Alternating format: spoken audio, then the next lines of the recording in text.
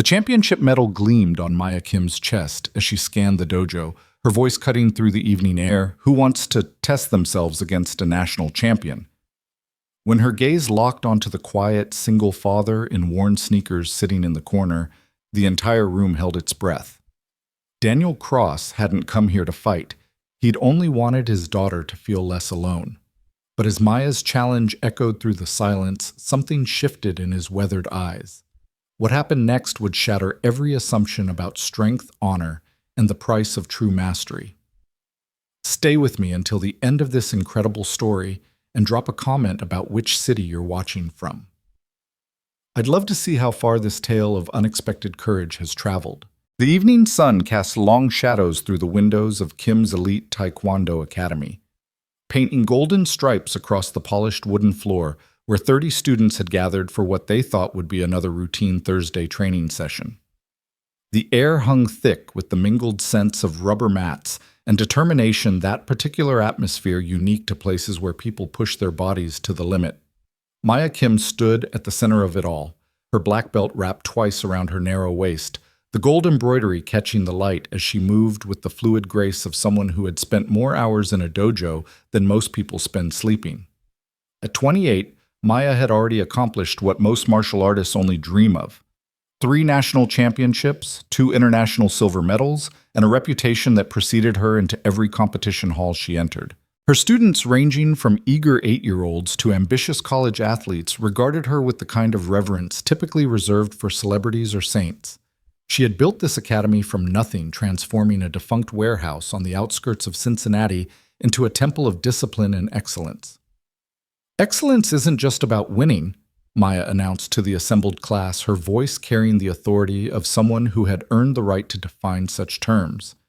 It's about constantly testing yourself, pushing beyond what you think you're capable of. She paused, letting her dark eyes sweep across the faces before her. Some were familiar students who had been with her since the academy opened 3 years ago. Others were newer, still finding their footing in this world of controlled violence and ancient philosophy. In the back corner, trying to make himself as inconspicuous as possible, sat Daniel Cross. At 35, he carried himself with the particular kind of stillness that comes not from peace, but from having seen too much chaos.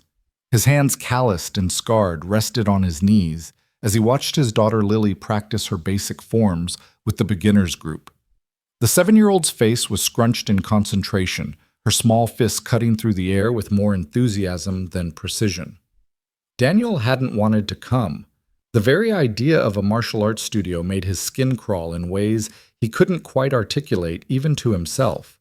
But Lily's therapist had suggested it might help with her anxiety, the persistent shadow that had followed her since her mother's death 2 years ago.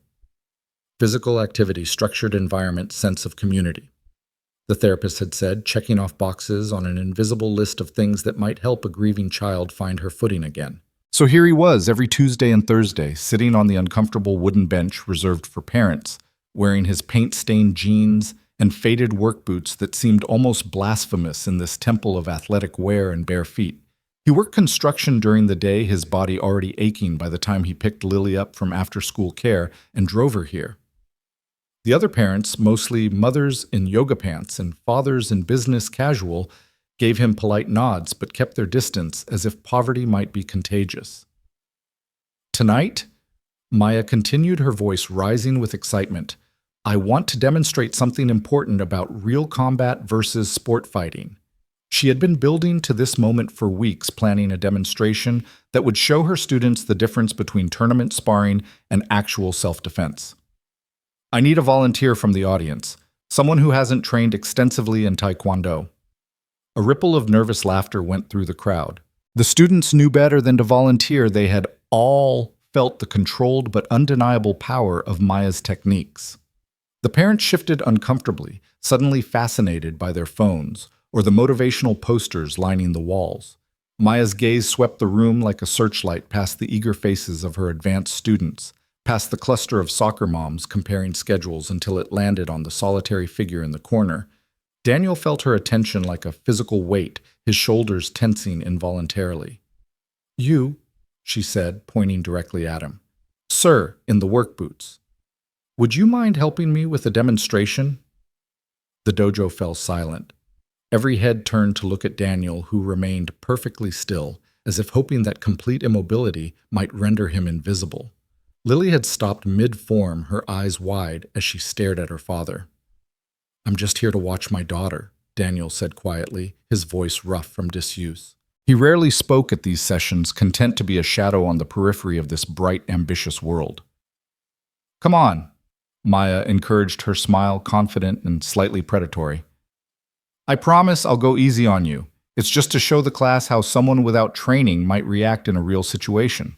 Completely safe, all controlled." Some of the teenagers snickered. Brad Patterson, the Academy's star student and Maya's assistant instructor, couldn't suppress his grin. "This should be interesting," he whispered to his training partner loud enough for others to hear. The construction worker versus the champion, it was like something out of a bad movie, except the ending was already written. Daniel's jaw tightened. He could feel Lily watching him, could sense her small body tense with worry.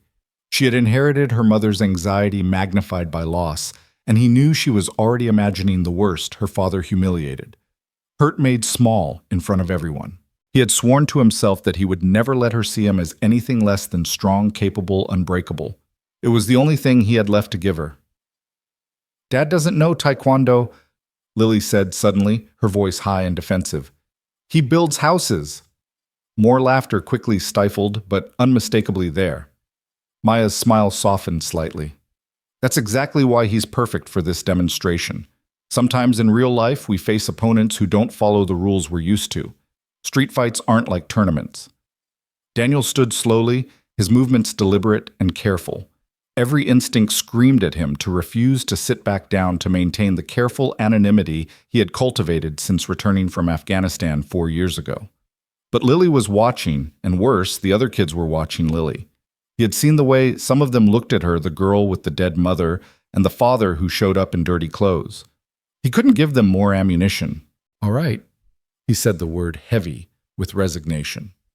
As he walked toward the mat, he caught his reflection in the floor-to-ceiling mirrors that lined one wall. He looked exactly like what he was pretending to be, a tired construction worker, shoulders slightly hunched, hands hanging loose at his sides. No one would guess that those hands had once held an M4 rifle with the same ease that Maya held her championship trophies. No one would imagine that he had earned a Bronze Star for actions he still couldn't talk about, not even to the VA therapist who kept insisting that talking would help. "Take off your boots, please," Maya instructed already, in her fighting stance, weight balanced on the balls of her feet. Daniel complied, revealing white socks that had seen better days. One had a hole near the big toe. Someone giggled quickly, hushed, but the sound carried. He stepped onto the mat, the surface cool beneath his feet. "Have you had any martial arts training at all?" Maya asked loud enough for the class to hear. "No, ma'am," Daniel lied smoothly. It wasn't entirely false. He had never studied Taekwondo specifically. The Marine Corps martial arts program was something different, entirely less art, more survival. And the things he had learned in Kandahar and Helmand province, in places whose names he tried to forget, those weren't martial arts at all. Those were just ways to keep breathing when others were trying to make you stop. "Perfect," Maya said. "Now I want everyone to watch carefully. I'm going to attack slowly at first, showing how an untrained person typically reacts, flinching, turning away, raising their hands defensively without purpose." She addressed the class but kept her eyes on Daniel. "Sir, just do what feels natural. Don't worry about looking foolish.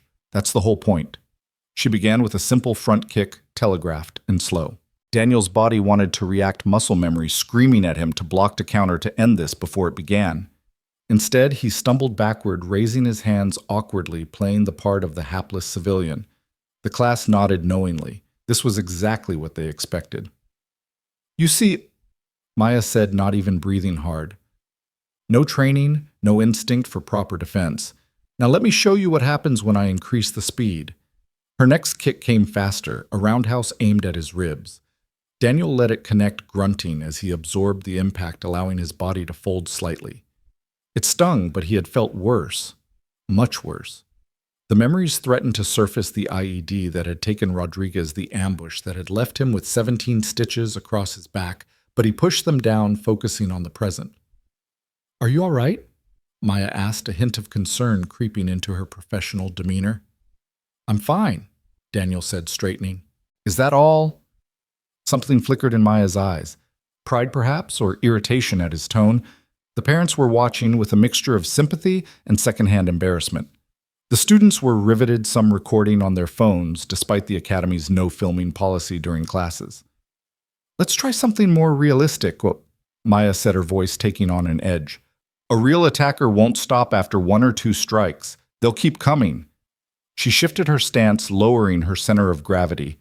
Try to defend yourself however you can. What followed was supposed to be a controlled demonstration of superior technique, overwhelming untrained instinct. Maya launched into a combination jab cross-knee strike, moving with the fluid precision that had won her championships. But something was wrong. The construction worker was moving differently now, not with the panic of an amateur, but with an economy of motion that seemed almost lazy. He didn't block her strikes so much as redirect them, using minimal effort to turn her power away from vital areas. Maya increased her speed, her techniques becoming sharper, more serious. The atmosphere in the dojo shifted, electric tension replacing casual interest. This wasn't going according to script. Daniel continued to give ground, but it was controlled retreat, tactical rather than panicked. His breathing remained steady, his eyes never leaving hers. Interesting, Maya muttered loud enough for only Daniel to hear. You're a natural. She spun into a jumping back kick, a technique that had won her the Nationals 2 years running. It was beautiful, perfect form, the kind of move that ended up on highlight reels. Daniel saw it coming, saw it in the subtle shift of her shoulders, the way her weight transferred the slight tell in her eyes that preceded every committed attack. Time seemed to slow the way it always had in combat, the world narrowing to essential information, threat, angle, response. He had options. He could sidestep, let her sail past, maintain the charade. He could take the hit, let her have her victory, go back to his bench and his anonymity. But as the kick arced toward him, he saw Lily in his peripheral vision, her small hands pressed against her mouth, her entire body rigid with fear for him. And behind her, Brad Patterson was smirking, already composing the story he would tell how the poor kid's construction worker dad got destroyed by their sensei. Daniel moved. It wasn't flashy or elaborate. He stepped inside the kick's arc, his hand coming up to catch Maya's ankle, while his other hand supported her calf, controlling the limb without hurting her. Using her own momentum, he guided her past him, then swept her supporting leg with a gentle but precise movement of his foot. Maya hit the mat with a controlled fall, more surprised than hurt, but unmistakably on her back with Daniel standing over her. The dojo erupted. Holy shit! Someone yelled, one of the teenagers, immediately hushed by his mortified parent. Did you see that? How did he? Is she okay? Daniel stepped back immediately, offering his hand to help Maya up. She stared at him for a long moment, her dark eyes reassessing everything she thought she knew about the quiet man who sat in the corner twice a week. She took his hand and he pulled her to her feet with careful strength.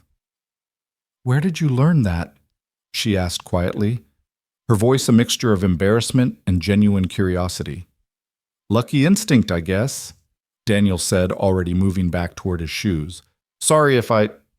No, Maya interrupted louder now, addressing the entire class while keeping her eyes on Daniel. That was educational. She was struggling to regain her composure, her teaching persona warring with competitive pride. Sometimes we encounter people who have natural ability or perhaps unconventional training. Daniel was already sitting back down, pulling on his boots, trying to shrink back into invisibility. But it was too late. Every eye in the dojo was on him, seeing him clearly for perhaps the first time. The other parents were whispering among themselves, their previous dismissal replaced by wary interest. The students were buzzing with excitement, some replaying the takedown on their phones, having filmed despite the rules. Lily ran to him, throwing her small arms around his waist. Dad, that was amazing, she whispered, her voice a mixture of relief and pride. You beat Ms. Kim. I didn't beat anyone, Daniel said quietly, running his hand through her hair. It was just a demonstration. But Maya hadn't moved from the center of the mat. She was watching them, father and daughter, and something in her expression had shifted from professional interest to something deeper, more personal.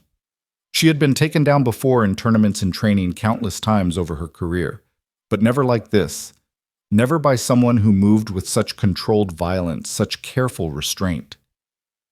There had been a moment, just a fraction of a second, where she had felt how easily he could have hurt her if he had chosen to. The realization was both terrifying and oddly thrilling. "Class," she announced, her voice cutting through the chatter. "Let's take a 5-minute water break. Then we'll continue with our regular training." The students dispersed reluctantly, gathering in small groups to dissect what they had just witnessed. Brad Patterson looked particularly put out, his status as the academy's alpha student suddenly questionable. If a random parent could take down their sensei, what did that say about everything they thought they knew about fighting? Maya walked over to Daniel, who was trying very hard to pretend he was invisible, while Lily chattered excitedly beside him. "We need to talk," she said quietly. "No, we don't," Daniel replied, not looking at her.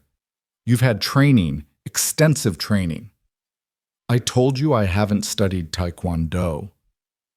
"That wasn't Taekwondo." Maya's voice was low and tense. "That was something else." "Military?" Daniel's jaw tightened. "I should take Lily home. It's getting late." "Dad has to work early tomorrow," Lily added helpfully. "He's building a house for a family whose house burned down. He's doing it for less money because they're sad." Maya's expression softened slightly. "That's very kind of him." She studied Daniel more carefully, now noting things she had overlooked before: the way he held himself, always balanced, always ready, the small scars on his hands that didn't come from construction work, the 1,000-yard stare that sometimes crept into his eyes when he thought no one was watching. "Marines," she guessed quietly. Daniel stood abruptly. "Come on, Lily, get your things." "But class isn't over." "Get your things." As Lily ran to collect her gear bag, Maya stepped closer to Daniel. "I'm sorry if I pushed too hard. I didn't mean to." "You didn't do anything wrong," Daniel said, his voice flat. "You were teaching your class. I should have just stayed down." "Why didn't you?" Daniel looked at her, then really looked at her, and Maya saw something in his eyes that made her step back. It wasn't anger or aggression. It was exhaustion, the bone-deep weariness of someone who had been fighting for so long they didn't know how to stop. "Because my daughter was watching," he said simply. "And she's seen enough people she loves stay down."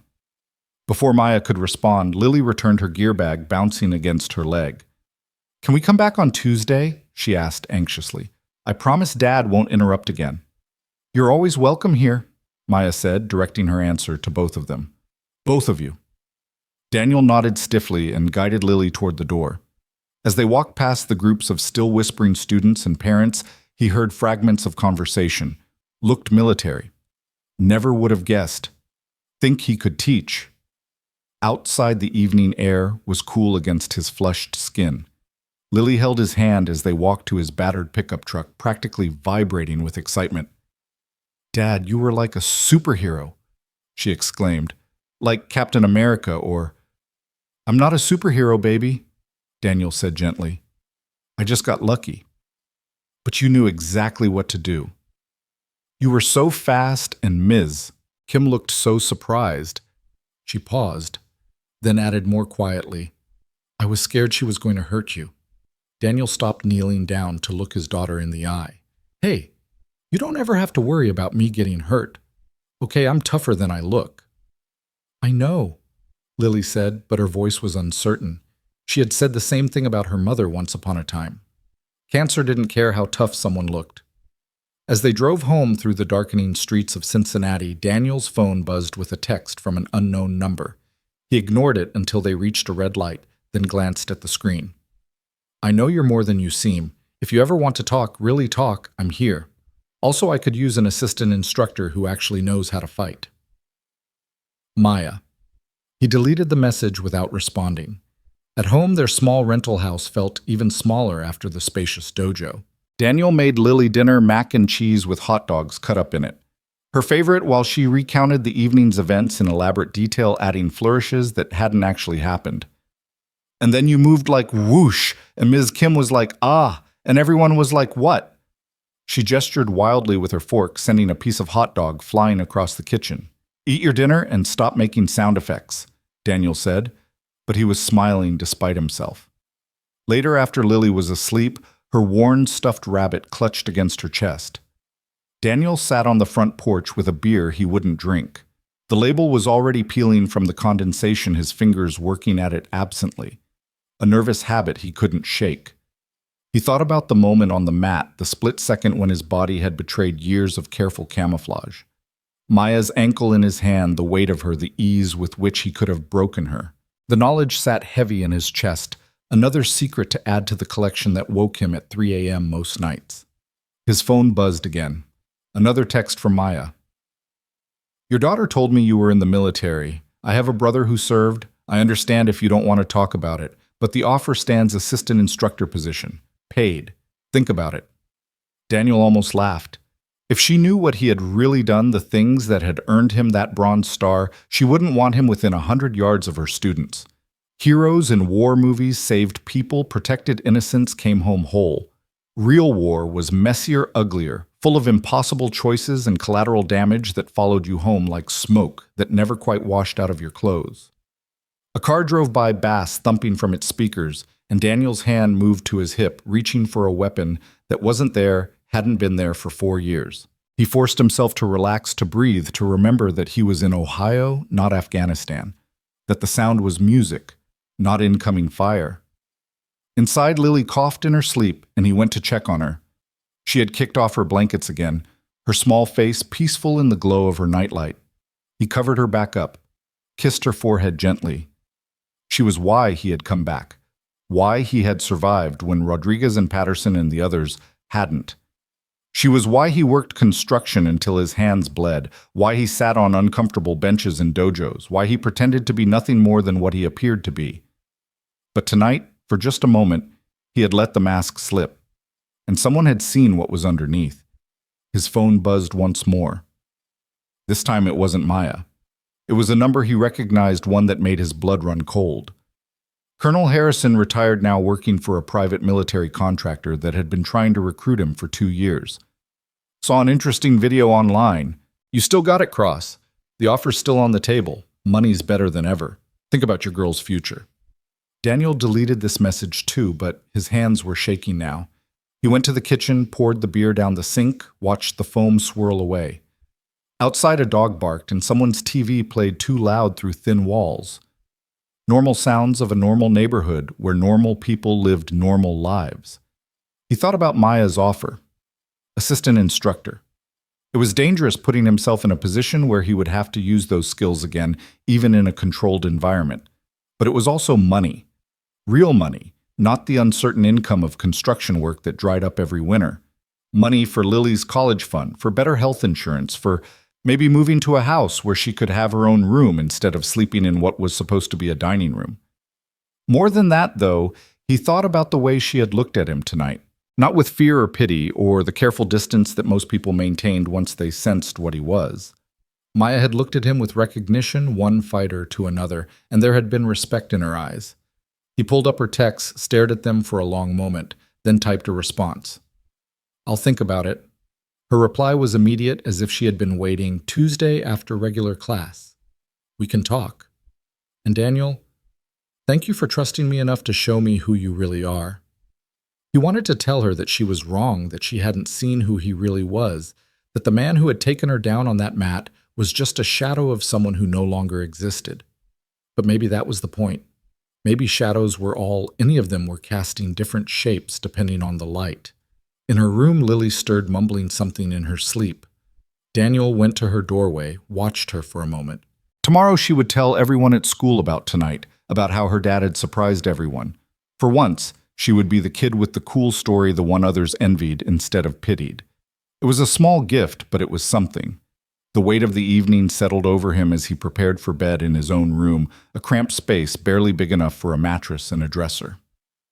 On the dresser sat a folded flag and a triangle case beneath it, a small wooden box containing medals he never looked at. The bronze star was in there along with a purple heart and various campaign ribbons that told a story he wished he could forget. He lay down without turning off the light. Darkness was still problematic too. Reminiscent of night operations and the constant threat of attack. Through the thin walls he could hear his neighbors living their lives. Television laughter, a couple arguing about bills, a baby crying. Normal problems for normal people. His phone sat on the nightstand silent now, but somehow still demanding attention. Three paths diverging from this moment: Harrison's offer with its promise of good money and familiar demons, Maya's proposition with its dangerous balance between past and present, or the status quo hiding in plain sight, pretending to be just another single father struggling to get by. Sleep, when it finally came, was fitful and full of dreams where he was back in Kandahar. Except now Lily was there, and Maya too, and he had to protect them all from threats that came from every shadow. He woke several times, sweat-soaked and gasping, reaching for his rifle, before remembering where he was. At 3:47 a.m., he gave up on sleep and sat at the kitchen table with a cup of coffee that was more habit than desire. Through the window, the streetlight flickered, casting shifting patterns on the wall. He thought about Maya's second text about her claiming he had shown her who he really was. The truth was more complicated. He had shown her a capability, a skill set, a trained response to physical threat. But that wasn't who he was any more than her championship medals defined her. They were both more than their ability to fight, more than the violence they could inflict or withstand. But in a world that often measured worth by strength, sometimes that capability was all that mattered. As dawn crept across the sky, painting the horizon in shades of gray and pink, Daniel made his decision. He picked up his phone, typed out a simple message. "Tuesday, after class, we'll talk." This time Maya's response wasn't immediate. It came 20 minutes later, just as he was getting ready to wake Lily for school. "Looking forward to it. And Daniel, bring your gear. If you're going to help teach, you need proper equipment. I'll have some waiting for you." Gear. The word sat heavy in his mind, carrying echoes of body armor and tactical vests of weight that protected and constrained in equal measure. But this would be different gear for a different kind of fight. One where no one died, where losses weren't permanent, where violence was contained within rules and respect. Maybe that was what he needed. Not to forget what he had been, but to transform it into something else, something that could exist in Lily's world without bringing shadows. "Dad," Lily's voice came from her doorway, sleepy and confused. "Why are you up?" "Just thinking, baby. Go back to sleep. School's not for another 2 hours." "Were you thinking about Ms. Kim?" There was a teasing note in her voice that made him smile despite everything. "I was thinking about a lot of things." "She's pretty," Lily said, then added quickly. "And she's really good at Taekwondo, except when you beat her." "I didn't beat her, Lily. It was just a demonstration, I know." She patted over to him, climbed into his lap, even though she was getting too big for it. "Dad, are you going to teach at the dojo?" "Maybe. Would that be okay with you?" She was quiet for a moment, her head against his chest, listening to his heartbeat the way she used to when she was smaller and the world was simpler. "I think Mom would like it," she said finally. "She always said you were a hero. Maybe other kids should know that too." Daniel's throat tightened. "I'm not a hero, Lily." "You are to me," she said simply, and then with the devastating honesty of children. "And maybe if you're teaching, you won't look so sad when you're watching." Tuesday arrived with unseasonable warmth, the kind of October day that made Cincinnati feel more like early September. Daniel spent the morning on a roofing job, the physical labor a welcome distraction from the decision he'd made. His crew noticed something different about him. He was quieter than usual, which was saying something, and twice his foreman had to call his name multiple times to get his attention. "You all right, Cross?" Tommy, his work partner, asked during their lunch break. They sat on the half-finished roof, looking out over the suburban sprawl. "You seem somewhere else today." "Just thinking about Lily," Daniel said, which wasn't entirely a lie. "Kid doing okay. I know it's been rough since—" Tommy trailed off the way everyone did when they got close to mentioning Sarah's death. "She's good. Better. Found something she likes." Daniel took a bite of his sandwich, hoping to end the conversation there. But Tommy wasn't done. "My sister saw a video online. Some martial arts thing. Said it looked like you taking down some champion. That true?" Daniel's hand stilled halfway to his mouth. "People see what they want to see." "Come on, man. We've worked together 2 years. You never mentioned you knew martial arts." "I don't." Daniel stood, brushing crumbs from his jeans. Break's over. The afternoon dragged each hour, bringing him closer to the conversation he both dreaded and oddly anticipated. When 5 o'clock finally came, he drove home, showered off the day's sweat and tar, and stared at his closet. What did one wear to discuss becoming something he'd sworn he'd never be again, someone who taught violence, even controlled regulated violence? He settled on clean jeans and a plain black t-shirt, then went to pick up Lily from after-school care. She was practically bouncing when she saw him, her excitement infectious despite his nerves. "Everyone's been talking about it all week," she chattered as they drove. "Marcus said his mom said you must be like a secret agent or something. And Emma asked if you could teach her dad because he's always bragging about knowing karate. But Emma thinks he's lying." "People talk too much," Daniel muttered, but he couldn't help the small smile that tugged at his lips. The dojo parking lot was fuller than usual when they arrived. Word had spread apparently about Thursday's incident. Parents who normally dropped their kids and left were staying to watch, and several new faces had appeared. Daniel recognized the predatory curiosity in their expressions, the same look people got at accident scenes hoping to witness something dramatic. Inside, Maya was leading the intermediate class through forms, her movements precise and powerful. She had pulled her hair back in a tight bun, and there was something different about her energy, sharper, more focused, as if she too had been anticipating this moment. "Dad, there's Ms. Kim," Lily said unnecessarily, waving enthusiastically. Maya nodded in acknowledgement, but didn't break form. Professional, controlled, giving nothing away. But Daniel caught the slight tension in her shoulders, the way her eyes tracked his movement to the usual corner bench. He sat and tried to become invisible while Lily joined her beginners group. But invisibility was impossible now. Parents whispered behind hands, students stole glances, and Brad Patterson watched him with barely concealed hostility. The young man had been Maya's star student, her assistant, the heir apparent to the academy's hierarchy. Now that position was threatened by someone who shouldn't even exist in their ordered world. The regular class proceeded normally or as normally as possible, with the underlying current of anticipation. Maya ran through techniques with her usual expertise, but Daniel noticed she kept the sparring minimal, nothing that might invite comparison to Thursday's events. Finally, class ended. Parents collected their children, many lingering, clearly hoping for another show. Maya thanked them for coming and firmly indicated that the academy was closing for the evening. Slowly, reluctantly, they filed out. Though Daniel saw several cars remain in the parking lot, their occupants watching through windows.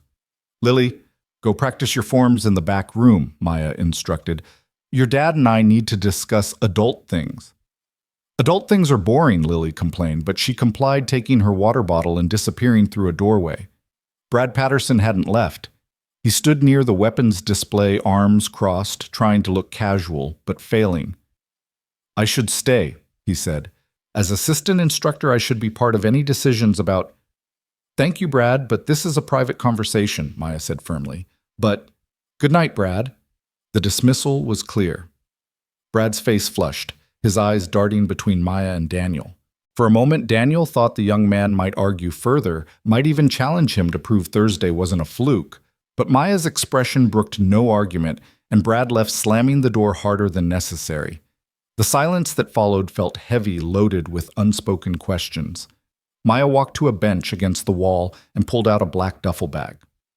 "I guessed its sizes," she said, unzipping it to reveal a folded dobok, the traditional Taekwondo uniform along with protective gear. "If you're going to help teach, you need to look the part." Daniel didn't move from his spot.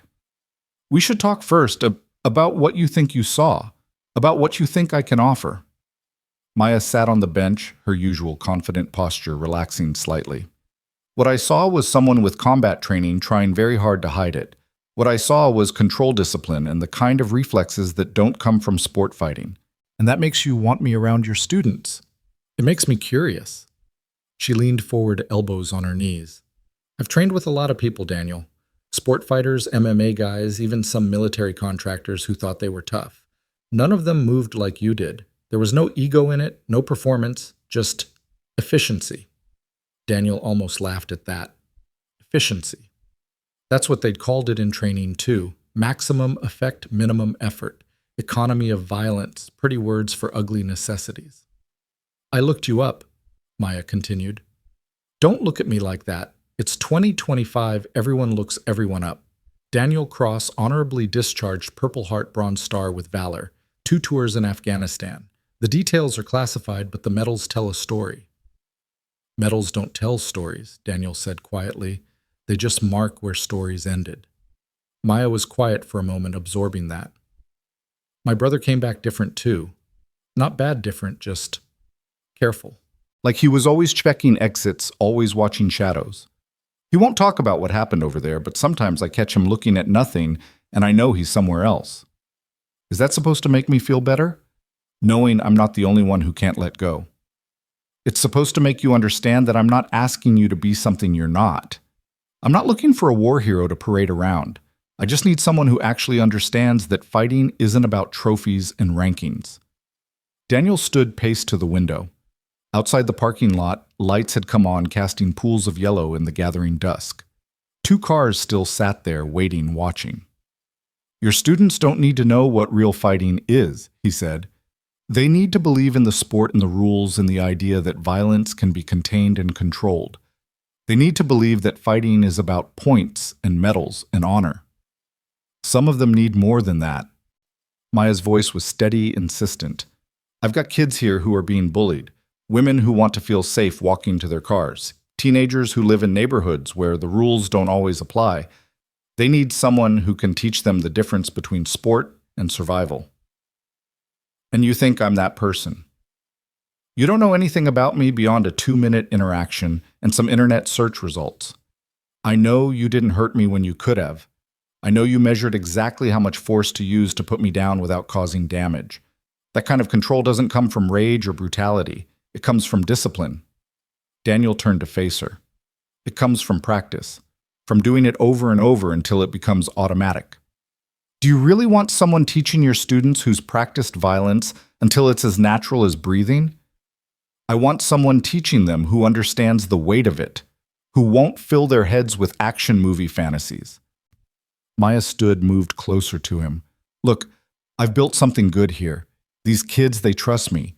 Their parents trust me. But Thursday night, you showed me a gap in what I can offer them. I teach sport. You could teach survival. I didn't come back to teach anyone how to fight. Then why did you come back? The question hung between them, heavier than it should have been. Daniel thought of all the reasons Lily needed stability. Sarah's family was here, the job market was decent.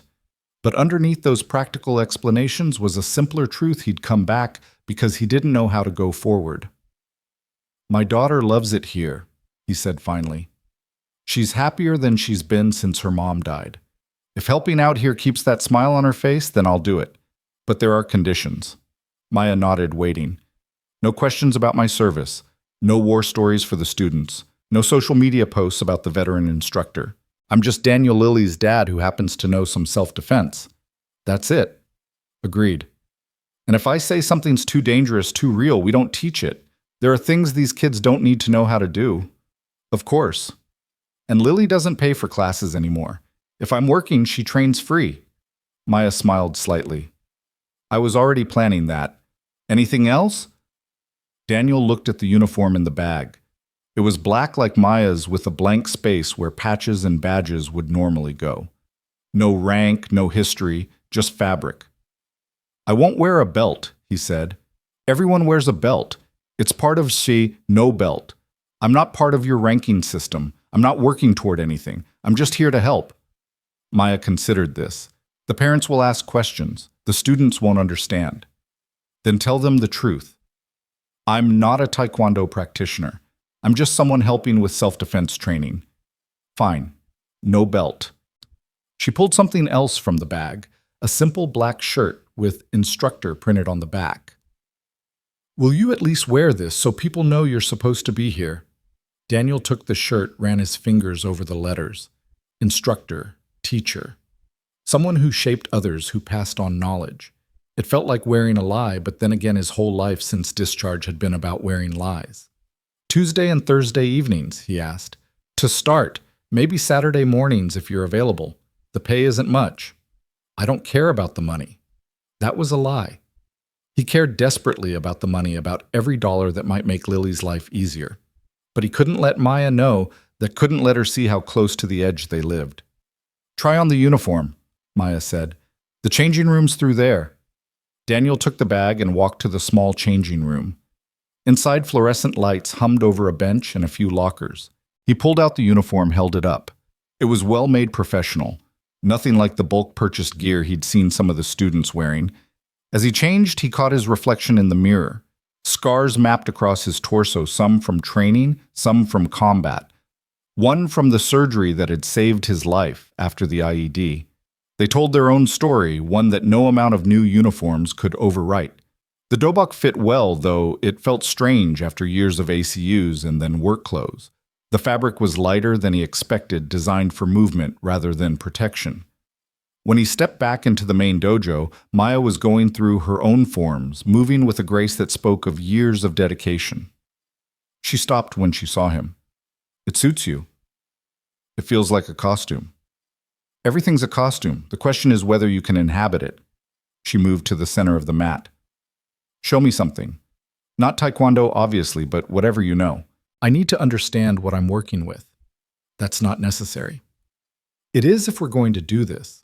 I need to know your style, your instincts, so I can figure out how to integrate what you know with what I teach."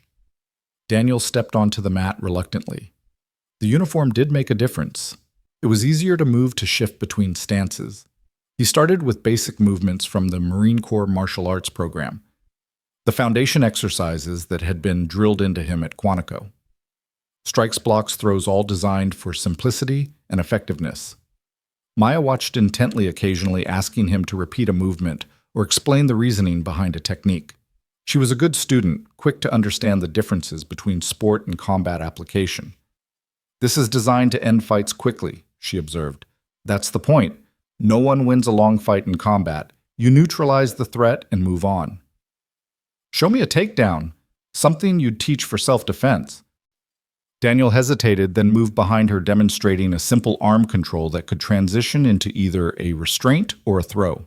He was careful not to apply real pressure, just enough for her to feel the technique's potential. "This is about controlling the elbow and shoulder, shisa," he explained. "Once you have those points, the whole body follows."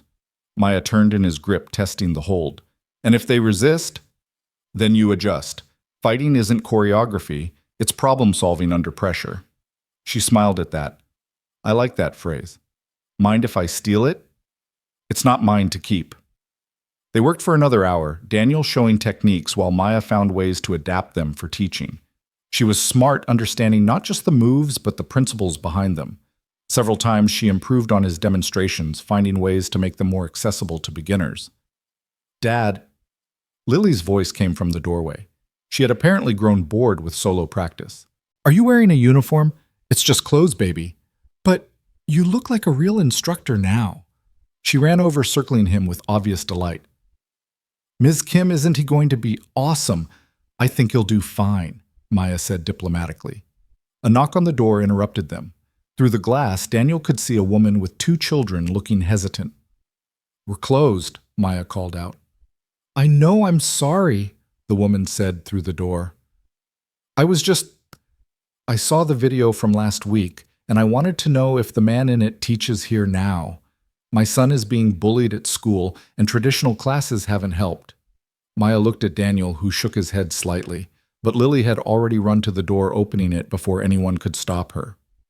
"That's my dad," she announced proudly. "He's going to be teaching self-defense." The woman's eyes found Daniel, took in the uniform, the instructor's shirt visible in the bag. "Is that true? You're teaching here?" "We're still working out the details," Maya said smoothly, stepping forward. "But yes, we'll be adding self-defense components to our curriculum. If you'd like to leave your contact information, I can call you when we have a schedule." The woman practically glowed with relief. "That would be wonderful. My son, he's tried everything, but the bullies just laugh at his Taekwondo moves. They say it's not real fighting." Daniel felt something twist in his chest. He looked at the boy, maybe 12, skinny, and hunched in on himself the way kids got when they'd been hurt too many times. "What's your name?" Daniel asked the boy. "Marcus," the kid mumbled. "Marcus, can I tell you something? Real fighting isn't about the moves you know. It's about making the other person believe you're willing to use them. Bullies are cowards. They pick on people they think won't fight back. Sometimes just changing how you stand, how you look at them is enough. But what if it's not? Daniel glanced at Maya, then back at the boy. Then you defend yourself, but defense isn't about winning. It's about getting safe. You do what you need to do to get away, then you get help. Fighting isn't heroic, it's just sometimes necessary. The boy nodded, standing a little straighter. His mother thanked them profusely, took Maya's card, and left with promises to enroll as soon as the new program started. When they were gone, Maya turned to Daniel. That was good. What you said to him. It was honest. That's what made it good. She started turning off lights, the dojo falling into shadows. Can you start Thursday? Give me 2 days to advertise, set up a structure. Yeah, I can do that. As he changed back into his street clothes, Daniel wondered what he'd just agreed to. Teaching violence to civilians, even controlled defensive violence, felt like crossing a line he'd drawn in permanent ink. But then he thought about that boy Marcus and all the kids like him who needed to know that strength wasn't about hurting others, it was about protecting yourself. When he came back out, Maya was waiting with Lily, who had clearly been peppering her with questions. Ms. Kim says you're going to teach the older kids too, Lily said excitedly. Even the teenagers all. We'll see how it goes, Daniel said, taking her hand. I think it's going to be amazing, Maya said, and there was something in her voice that made Daniel look at her more closely. Not hero worship or misplaced admiration, but genuine respect. Thursday, then. Come an hour early so we can plan. Sure. As they walked to the truck, Lily chattering about all the things she was going to tell her friends, Daniel felt the weight of commitment settling over him. He tried so hard to leave that part of himself behind to bury it under construction work and single parenthood, but maybe that was the wrong approach. Maybe instead of burial, what he needed was transformation. Dad, Lily asked as they drove home, are you happy? It was such a simple question, but Daniel had to think about it. I'm working on it. I think Mom would be proud of you for helping those kids. You think? Yeah. She always said you were the strongest person she knew, not just muscle strong, but heart strong. Daniel's throat tightened. Sarah had said that near the end when the cancer had taken everything but her voice. You're going to be okay, she'd whispered. You're the strongest person I know. Just remember that strength isn't just for fighting, it's for living too. When they got home, there was a package on the doorstep. No return address, just his name in block letters. Daniel recognized the handwriting immediately, Colonel Harrison. Inside was a single photo Daniel in full combat gear surrounded by his squad in Afghanistan. Rodriguez was there, still alive, grinning at the camera. Patterson too, and Williams and all the others who hadn't made it home. On the back a note, they'd want you to use what they died teaching you. The offer stands. Daniel crumpled the photo, then smoothed it out again. He couldn't throw it away, couldn't destroy the only evidence that those men had existed. Instead, he put it in the box with his medals, another ghost, to keep locked away. His phone buzzed. Maya again.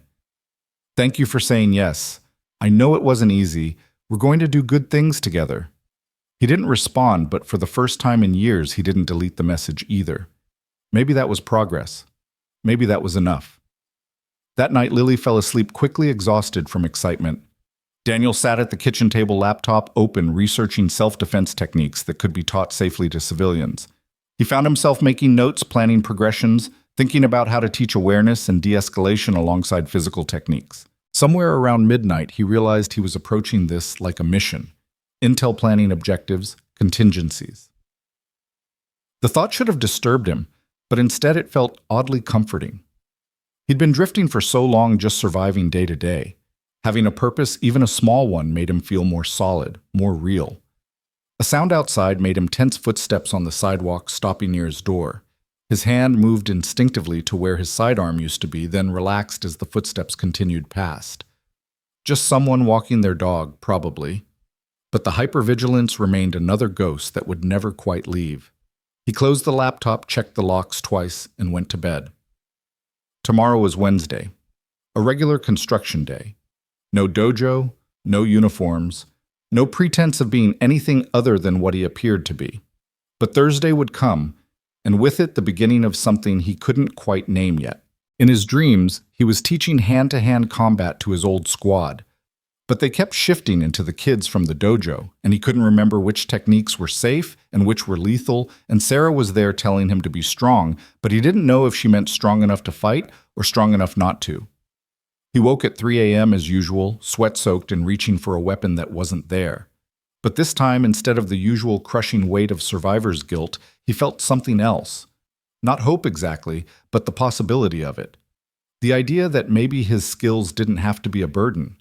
Maybe they could be a gift if he could figure out how to give them safely. Wednesday passed in a blur of roofing work and anticipation. His crew noticed his distraction but said nothing. Construction workers knew how to respect a man's privacy. Tommy tried once to bring up the video again, but Daniel's expression shut that down quickly. When Thursday arrived, Daniel found himself standing in front of his closet, again holding the instructor shirt Maya had given him. Such a simple thing, black fabric with white letters, but it felt heavier than his body armor ever had. Body armor protected him. This shirt would make him responsible for others.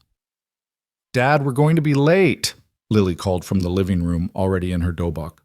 "Coming," he said, pulling on the shirt. In the mirror, he looked almost legitimate, almost like someone who belonged in a dojo instead of on a construction site or a battlefield. The drive to the academy felt shorter than usual, time compressed by anticipation. When they arrived, the parking lot was already full, and Daniel could see Maya inside, surrounded by parents and students. Word had spread about the new self-defense program. "Looks like everyone wants to learn from you," Lily said proudly. "They don't even know me yet." "But they will, and they're going to think you're amazing, just like I do." Daniel pulled her into a quick hug, drawing strength from her unwavering faith in him. Then they walked inside together into the lights and noise and expectation into whatever came next. Maya looked up as they entered, and her smile was both welcome and warning. This was really happening. There was no backing out now. Daniel nodded, accepting the commitment, and moved toward his new role. The students parted as he walked through them, whispers following in his wake. He heard fragments. The one from the video. Military guy. Took down Ms. Kim. But he kept walking eyes forward until he stood beside Maya at the front of the class.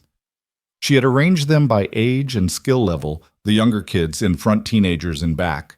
Parents lined the walls, phones already out, ready to document everything. "Everyone, this is Mr. Cross," Maya announced. "He'll be teaching practical self-defense techniques alongside our traditional Taekwondo curriculum. He brings a unique perspective and skill set that will complement what you're already learning." "What rank is he?" Brad Patterson called out from the back, his tone deliberately challenging. "Mr. Cross doesn't hold rank in Taekwondo," Maya said smoothly. "His expertise comes from different training. So he's not even a black belt." "Why should we listen to—" "Would you like to test that theory?" Daniel asked quietly, his voice carrying despite its low volume. "We can demonstrate why rank doesn't always equal capability." The room went silent. Brad's face flushed, but he didn't move forward. "That's what I thought," Daniel said. "First lesson in self-defense, don't start fights you're not prepared to finish. And the best way to win a fight is to avoid it entirely." He turned to address the whole class. "I'm not here to teach you how to hurt people. I'm here to teach you how to keep yourselves safe. There's a difference between can and should. Just because you can throw a punch doesn't mean you should. Just because you can take someone down doesn't mean it's the right choice." A hand went up Marcus, the bullied boy from Tuesday. "But what if someone else starts it? Then you end it as safely and quickly as possible, and then you get help. Fighting back isn't about ego or proving you're tough. It's about survival." Daniel moved to the center of the mat, aware of every eye tracking him. This was the moment that would define everything that came after. He had to get it right, had to find the balance between enough truth to be useful and not so much that it would haunt these kids. "Everyone stand up," he instructed. "We're going to start with the most important self-defense technique there is." The students scrambled to their feet, eager, expectant. "Running," Daniel said. "If you can run, you run. If you can get away, you get away. Fighting is the last resort, not the first. So we're going to practice running practice, escaping practice, using your voice to call for help." Some of the teenagers looked disappointed, expecting something more dramatic. But Daniel saw understanding dawn on some of the parents' faces. They got it. They understood that real self-defense wasn't about being a badass, it was about getting home safe. For the next hour, he taught them escape techniques, how to break simple holds, how to create distance. He kept it basic, practical things that might actually work under stress. Maya assisted, demonstrating how traditional Taekwondo techniques could be adapted for these purposes. When class ended, the students were sweating, exhausted but energized. Several parents approached to thank him, to say this was exactly what they'd been looking for. "My daughter walks home from school," one mother said. "Knowing she can do more than just forms makes me feel better." "Make sure she knows the most important thing is awareness," Daniel told her. "Most attacks can be avoided if you see them coming." As the crowd finally dispersed, leaving only the usual die-hard students who stayed for extra practice, Maya approached him. "That was perfect," she said. "You found exactly the right tone. It's week 1. Give them time to get disappointed when they realize I'm not teaching them to be action heroes." "I don't think that's what they want. I think they want what you gave them permission to run, to escape, to not have to stand and fight like some movie." Daniel watched Lily practicing with her friends, her face bright with pride. "Maybe. Definitely. Same time next week." "Yeah." As he changed out of the instructor's shirt, Daniel realized something had shifted. Not dramatically, not completely, but enough. For the first time since coming home, he'd found a way to use his skills that didn't feel like betrayal or burden. It felt like service, the kind he'd once believed in before war showed him its true face. The photo Harrison had sent still sat in his metal box at home, all those dead faces looking at the camera. But maybe they wouldn't haunt him quite as much if he could use what they'd taught him to keep others safe. Maybe that was a form of honor he could live with. "Dad, you were amazing," Lily said, bouncing over to him. "Everyone was watching you like you were a superhero." "Still not a superhero, baby." "I know. You're better. You're real." And maybe Daniel thought, as they walked out into the evening air, that was enough. Maybe being real, being present, being useful in this small way was its own form of heroism. Not the kind that earned medals or recognition, but the kind that helped kids walk home a little safer, stand a little taller, feel a little less afraid. It wasn't redemption. It wasn't absolution. But it was a start. The weeks that followed developed their own rhythm. Tuesday and Thursday evenings becoming fixed points in Daniel's world that had been shapeless for so long. Each class brought new challenges, new questions from students who were beginning to trust him enough to share their fears. Marcus had started staying after class, working with Daniel on confidence as much as technique. The boy's shoulders were straighter, now his voice stronger when he answered questions. It was the 3rd week of November when everything shifted again. Daniel was demonstrating a wrist release technique, Maya serving as his partner, when the dojo door chimed. He glanced up to see a man in an expensive suit watching from the doorway, his bearing immediately familiar military officer class, the kind of presence that commanded rooms without effort. "Continue," the man said, though nobody had asked his permission. He moved to stand with the parents, but his eyes never left Daniel. Daniel finished the demonstration, his movements slightly stiffer now, hyper-aware of that analytical gaze. When class ended and students began dispersing, the man approached with measured steps. "Staff Sergeant Cross," he said, extending his hand. "Colonel Harrison sends his regards." Daniel didn't take the offered hand. "I'm not Staff Sergeant anything anymore. Just a civilian teaching kids self-defense." "Of course." The man's smile didn't reach his eyes. "James Mitchell, Apex Security Solutions. We're the firm that acquired Colonel Harrison's contracts. I'm here to make you an offer you really should consider." "Not interested," Daniel said flatly, starting to turn away. 50,000 signing bonus. 200,000 annual full benefits. Lily would have her college paid for. Mitchell's voice was smooth, practiced. 6-month rotations, mostly training allied forces. Nothing like your previous deployments. Maya had been organizing equipment nearby, but Daniel saw her stiffen at the numbers. That kind of money was life-changing, especially for someone living paycheck to paycheck. Lily was practicing her forms across the room, unaware of the conversation that could reshape her future. "I said I'm not interested." Mitchell pulled out a business card, expensive stock with embossed lettering. "The offer stands until the end of the month. After that, we'll fill the position with someone else. Someone less qualified, probably, but available. He paused at the door. Your daughter deserves better than a rental house in State College Cross. Think about it. After he left, the silence in the dojo felt heavy. Maya approached carefully the way one might approach a wounded animal. That was about private military contracting, legal mercenary work. Daniel's voice was bitter. They want me to go back teach others how to do what I did. The money sounds blood money. He turned to face her. Every dollar would be paid for by someone else's ghost. Maya studied him for a moment. But you're tempted. He wanted to deny it, but she was right. Lily's college fund was nearly empty. Their health insurance was minimal. One bad accident, one serious illness, and they'd lose everything. Being tempted doesn't mean saying yes, he said finally. That night, Lily was unusually quiet during dinner. She pushed her mac and cheese around her plate, building small mountains and valleys in the pasta. Something wrong at school? Daniel asked. Emma's family is going to Disney World for Christmas, she said quietly. And Marcus is getting a new bike, one of those really cool ones with the gears. And Sophia's mom is taking her to New York to see a real Broadway show. Daniel felt each example like a small cut. We'll do something special for Christmas, too. I know. Lily looked up at him, her eyes too understanding for 7 years old. I don't need those things, Dad. I just sometimes wonder what it would be like. That night after she was asleep, Daniel sat staring at Mitchell's business card.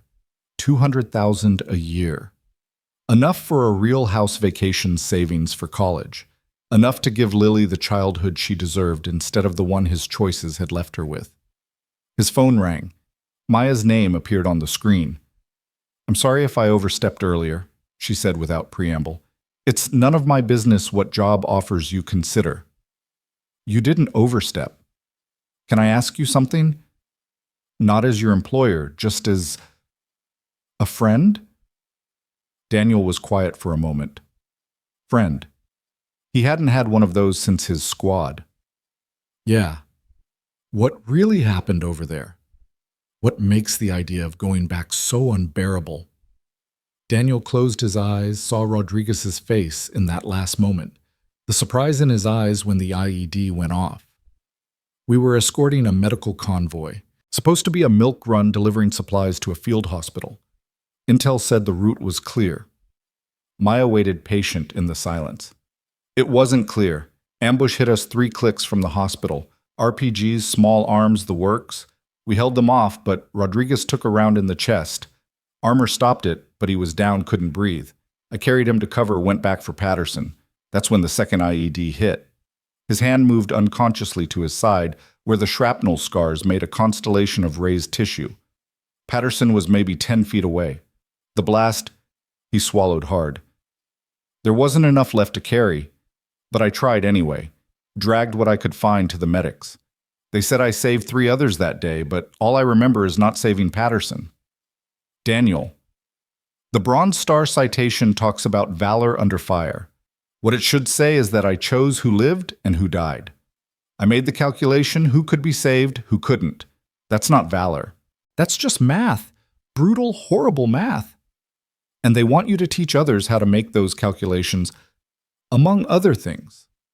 He looked at the card again, at the promise of financial security written in those embossed numbers. Part of me thinks I owe it to Lily, to give her a better life, even if it costs me what's left of my soul. What would Sarah say? The question hit unexpectedly hard. Daniel actually laughed short and bitter. She'd say that Lily needs a father more than she needs money. That being present is worth more than any college fund. Smart woman. Yeah, she was. They sat in comfortable silence for a moment, connected by phone lines and shared understanding. There's something else, Maya said eventually. The academy is doing well. Really well, actually. Your self-defense classes have brought in 12 new students, and I've had inquiries from 3 other schools about having you guest teach. I can offer you more hours, more money. Not contractor money, but enough to help. Maya. I'm also thinking about expansion, opening a second location focusing specifically on practical self-defense. I'd need a partner for that, someone who understands that side of training. You barely know me. I know enough. I know you show up. I know you're good with the kids. I know you have skills I don't and perspective I need. That's more than I knew about Brad when I made him assistant instructor, and look how that turned out." Daniel smiled despite himself. Brad had quit the week before, unable to handle being superseded by someone he saw as an outsider. "I'll think about it," he said. "That's all I ask." Thursday's class brought unexpected drama. Daniel was working with the teenage group on situational awareness when the door burst open. A man stumbled in, clearly drunk, his eyes scanning the room until they landed on a woman in the parents section. "Michelle, I know you're here," he slurred. "You can't keep hiding from me." The woman Michelle shrank back against the wall. Her daughter, one of Maya's students, moved instinctively toward her mother. "Sir, you need to leave," Maya said firmly, stepping forward. "Don't tell me what to do." The man swayed, his fists clenching. "I'm here for my family." Daniel moved without thinking, positioning himself between the man and the students. Not aggressive, just present a barrier. "Hey, friend," Daniel said quietly. "This isn't the place. Whatever's going on, let's take it outside." "Who the hell are you?" The drunk man squared up, trying to look intimidating despite his unsteady stance. "Nobody important, just someone suggesting you make a better choice." The man swung a wide, telegraphed haymaker that Daniel could have avoided in his sleep. Instead of dodging or blocking, Daniel caught the man's wrist, used his momentum to spin him gently but firmly, and guided him toward the door in what looked almost like a dance move. To the students, it appeared effortless, almost friendly. "Sleep it off," Daniel said quietly in the man's ear. "Come back tomorrow sober and apologize to your daughter for embarrassing her. Be the father she deserves." Something in Daniel's tone must have penetrated the alcohol fog. The man stopped struggling, his shoulders sagging. I miss them." "I know, but this isn't how you get them back." Daniel walked him outside, staying with him until an Uber arrived. When he came back in, the entire dojo was silent, students and parents staring at him with expressions ranging from awe to gratitude. "That," Maya announced to the class, "is de-escalation. Mr. Cross could have hurt that man easily. Instead, he removed the threat without violence, maintaining everyone's dignity. That's the highest level of self-defense." Michelle approached Daniel after class, tears in her eyes. "Thank you. He's not a bad man. The divorce has been hard on him." "We all have hard times," Daniel said. "Sometimes we just need someone to remind us who we want to be." As the students filed out chattering excitedly about what they'd witnessed, Lily hugged Daniel tightly. "You didn't hurt him," she said into his stomach, "even though he tried to hit you." "Violence is always the last option, baby. Remember that." "Is that why you won't take that job? The one the man in the suit talked about?" Daniel pulled back, looking down at her. "You heard that. I hear things. I know it's a lot of money. I know we need money." "Hey, we're doing okay. Dad?" Lily's voice was serious beyond her years. "I see you counting pennies at the grocery store. I know why we eat mac and cheese so much. I know why you tell me my shoes still fit when they don't." Daniel's throat tightened. He'd tried so hard to shield her from their financial reality. "But I also see you here," Lily continued. "I see how the kids look at you, how you help them feel safe. That's worth more than money, right? That's what Mom would say. When did you get so wise?" "When I had to." The words were matter-of-fact, devoid of self-pity, and somehow that made them harder to hear. That weekend, Mitchell called 3 times. Daniel didn't answer, but the messages were increasingly urgent. The position needed to be filled. The opportunity was time-sensitive. They could negotiate terms, make accommodations. Sunday afternoon, while Lily was at a friend's birthday party, one of the few she'd been invited to since starting at the dojo, Daniel found himself at Sarah's grave. He didn't come often. It felt too much like admitting she was really gone. But sometimes he needed to talk to her, even if she couldn't answer. "They're offering me stupid money," he told the headstone. "Enough to give Lily everything you wanted her to have. Dance lessons, art classes, college without loans. All I have to do is go back to being someone I swore I'd never be again." The cemetery was quiet except for distant traffic and the sound of wind through the trees. Sarah had loved trees, especially in fall.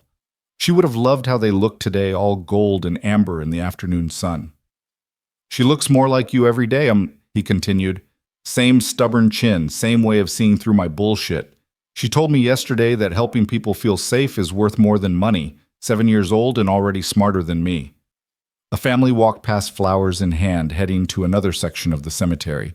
Daniel waited until they passed before speaking again. Maya offered me a partnership, expansion of the academy. It's not military money, but it's something.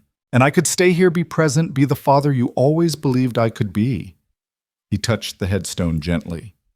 I think you'd tell me I already know the answer, that I'm just scared to admit that moving forward doesn't mean forgetting, that building something new doesn't betray what we lost. His phone buzzed. A text from Maya. Lily's here early from the party. Emma's mom dropped her off. She seems upset. Daniel drove back to the dojo faster than he should have, worry gnawing at him. He found Lily sitting on the bench, Maya beside her, both of them quiet. What happened? He asked. Nothing, Lily said quickly. Too quickly. Emma's mom said there was an incident, Maya said carefully. Some of the kids were talking about family situations. Daniel sat down on Lily's other side. What did they say? They said I was poor, Lily whispered. They said that's why Mom died, because we couldn't afford good doctors. Daniel felt rage rise in his chest, hot and familiar. His hands clenched into fists before he forced them to relax. That's not true, he said firmly. Mom had the best doctors. The cancer was just too strong. Money couldn't have changed that. But they said, they're kids, baby. They don't understand. They're repeating things. They overheard things that aren't true. Lily looked up at him, eyes wet. Are we poor, Dad? Daniel glanced at Maya, then back at his daughter. We have less money than some people, more than others. But being rich isn't about money. It's about what you have that can't be bought. Like what? Like courage, like kindness, like the ability to help others feel safe, like having people who love you no matter what. Lily leaned against him, and he wrapped his arm around her. Maya stood to give them privacy, but Daniel caught her hand. Stay, he said quietly. You're part of this too. Maya sat back down, and for a moment they were just three people on a bench connected by something harder to define than family, but just as real. Mr. Mitchell called while you were gone, Maya said eventually. He wanted me to convince you to take the job, offered the academy a finder's fee. What did you tell him? That he could take his finder's fee and shove it somewhere anatomically improbable. Daniel laughed, surprising himself. Very professional. I have my moments, she paused. But Daniel, if you need to take it for Lily. I don't, he said firmly. We'll figure it out another way. We always do. Monday morning brought unexpected news. Daniel was on a roofing job when his phone rang. The principal of Lily's school asking him to come in immediately. His mind raced through terrible possibilities as he drove. Had she been hurt? Was she in trouble? The principal's secretary directed him to the office, where he found Lily sitting in a chair unharmed, but clearly upset. Across from her sat Emma's mother, looking indignant, and another woman he didn't recognize. Mr. Cross, thank you for coming, the principal said. There's been an incident. What kind of incident? Emma claims that Lily threatened her, Emma's mother said sharply, said she would have her father hurt Emma's father. Daniel looked at Lily, who shook her head vigorously. I didn't say that. She said her dad was a soldier and knew how to hurt people, Emma insisted from her chair in the corner. That's not what I said, Lily's voice rose. I said my dad protects people. I said he teaches people how to be safe. The principal held up his hands. Let's all calm down. Mr. Cross, we need to address the fact that Lily has been telling stories about your military service that are frightening other students. What stories? That you're a war hero, that you won medals for combat actions. Some parents are concerned. Daniel felt the familiar weight of judgment, the way civilian institutions recoiled from any reminder that violence existed in their sanitized world. I served in Afghanistan, he said evenly. I received commendations for my service. If Lily is proud of that, I won't tell her to hide it. But surely you can understand the concern. What I understand, Daniel said, his voice dropping to the tone that used to make recruits stand straighter, is that my 7-year-old daughter is being punished for defending her father against cruel comments about our economic situation. Emma's mother had the grace to look uncomfortable. That's not... Emma told the entire party that Lily's mom died because we were too poor for good doctors. You want to talk about harmful stories? Let's start there. The room fell silent. The principal shuffled papers unnecessarily. Perhaps we all need to have a conversation with our children about appropriate topics. Perhaps we do, Daniel agreed. He stood extending his hand to Lily. Come on, baby, we're going home. Is she suspended? The principal asked. No, she's leaving for the day while I decide if this is the right environment for her education. As they walked to the truck, Lily's hand small in his, she asked, Are you mad at me? Never. You stood up for our family. That's never wrong. But now everyone will be weird about you being a soldier. Let them be weird. We know who we are. That evening at the dojo, word had somehow already spread. Several parents approached Daniel with supportive comments, while others kept their distance, eyeing him with new wariness. Maya pulled him aside before class. Heard about the school thing. You okay? I'm fine. Lily's tougher than she looks. Like her dad. Like her mom, Daniel corrected. Class that night had a different energy. The students watched him with new interest, wondering about the quiet instructor who apparently had a more complex history than they'd imagined. Daniel addressed it head-on. Some of you may have heard rumors about my backgrounds, he said at the start of class. Yes, I served in the military. Yes, I saw combat. No, that doesn't make me dangerous to you or special or anything other than someone who did a job and came home. We're here to train to learn to become better versions of ourselves. Everything else is just noise. Marcus raised his hand. Did you really win medals? Medals aren't won, they're earned, and they're not earned by individuals, they're earned by units, by teams. Whatever recognition I received belongs as much to the men I served with as to me. Were you scared? Another student asked. Every day. Being brave doesn't mean not feeling fear. It means doing what needs to be done despite the fear. The class settled after that, returning to their training with renewed focus. Daniel worked with them on escape techniques, on using voice as a weapon, on the psychology of confrontation. He watched Lily with her group, saw her executing moves with new confidence, and felt something ease in his chest. After class, as they were cleaning up, Mitchell appeared again. This time he wasn't alone. Colonel Harrison himself stood in the doorway, older and grayer than Daniel remembered, but still carrying himself with military precision. Daniel, Harrison said simply. Sir? Don't sir me, son. I'm retired just like you. Harrison moved into the dojo, his eyes taking in everything. Nice setup. You teaching these kids the real deal. I'm teaching them to survive. Good. That's all any of us can do. Harrison paused. Mitchell says you're not interested in the contract. That's right. Mind telling me why, and don't give me any bullshit about morality. We both know the world's more complicated than that. Daniel glanced at Lily, who was practicing forms with Maya. Because I promised someone I'd be present. Can't do that from Afghanistan or Iraq or wherever you're sending contractors these days. Harrison followed his gaze. She looks like her mother. You knew Sarah? Met her once at a battalion event. Smart woman. Saw right through all of us. Harrison smiled at the memory. She pulled me aside, told me to take care of you over there because you had important work to do at home. She did that? She did. Guess she knew something we didn't. Harrison pulled out an envelope, handed it to Daniel. This isn't a contract. It's consulting work. Domestic only. Training law enforcement, maybe some federal agencies. Work your own schedule, be home every night. Less money than the overseas gig, but more than you're making now. Daniel took the envelope, but didn't open it. Why? Because men like you shouldn't waste their skills on roofing. Because this country needs people who understand violence, teaching others how to manage it responsibly. Because your daughter deserves to see her father using his talents, not hiding from them. I'll think about it. That's all I ask. Harrison turned to leave, then paused. Rodriguez's widow, she asks about you sometimes. Says you haven't visited. I wouldn't know what to say. Maybe start with the truth. That you tried. That you carry him with you. That his death meant something because you've used it to become someone who prevents other deaths. After they left, Daniel stood in the empty dojo, envelope in hand. Maya approached, having settled Lily in the back room with homework. Another job offer. Different kind, domestic training, law enforcement stuff. That sounds better than the alternative. Maybe. He opened the envelope, looked at the numbers.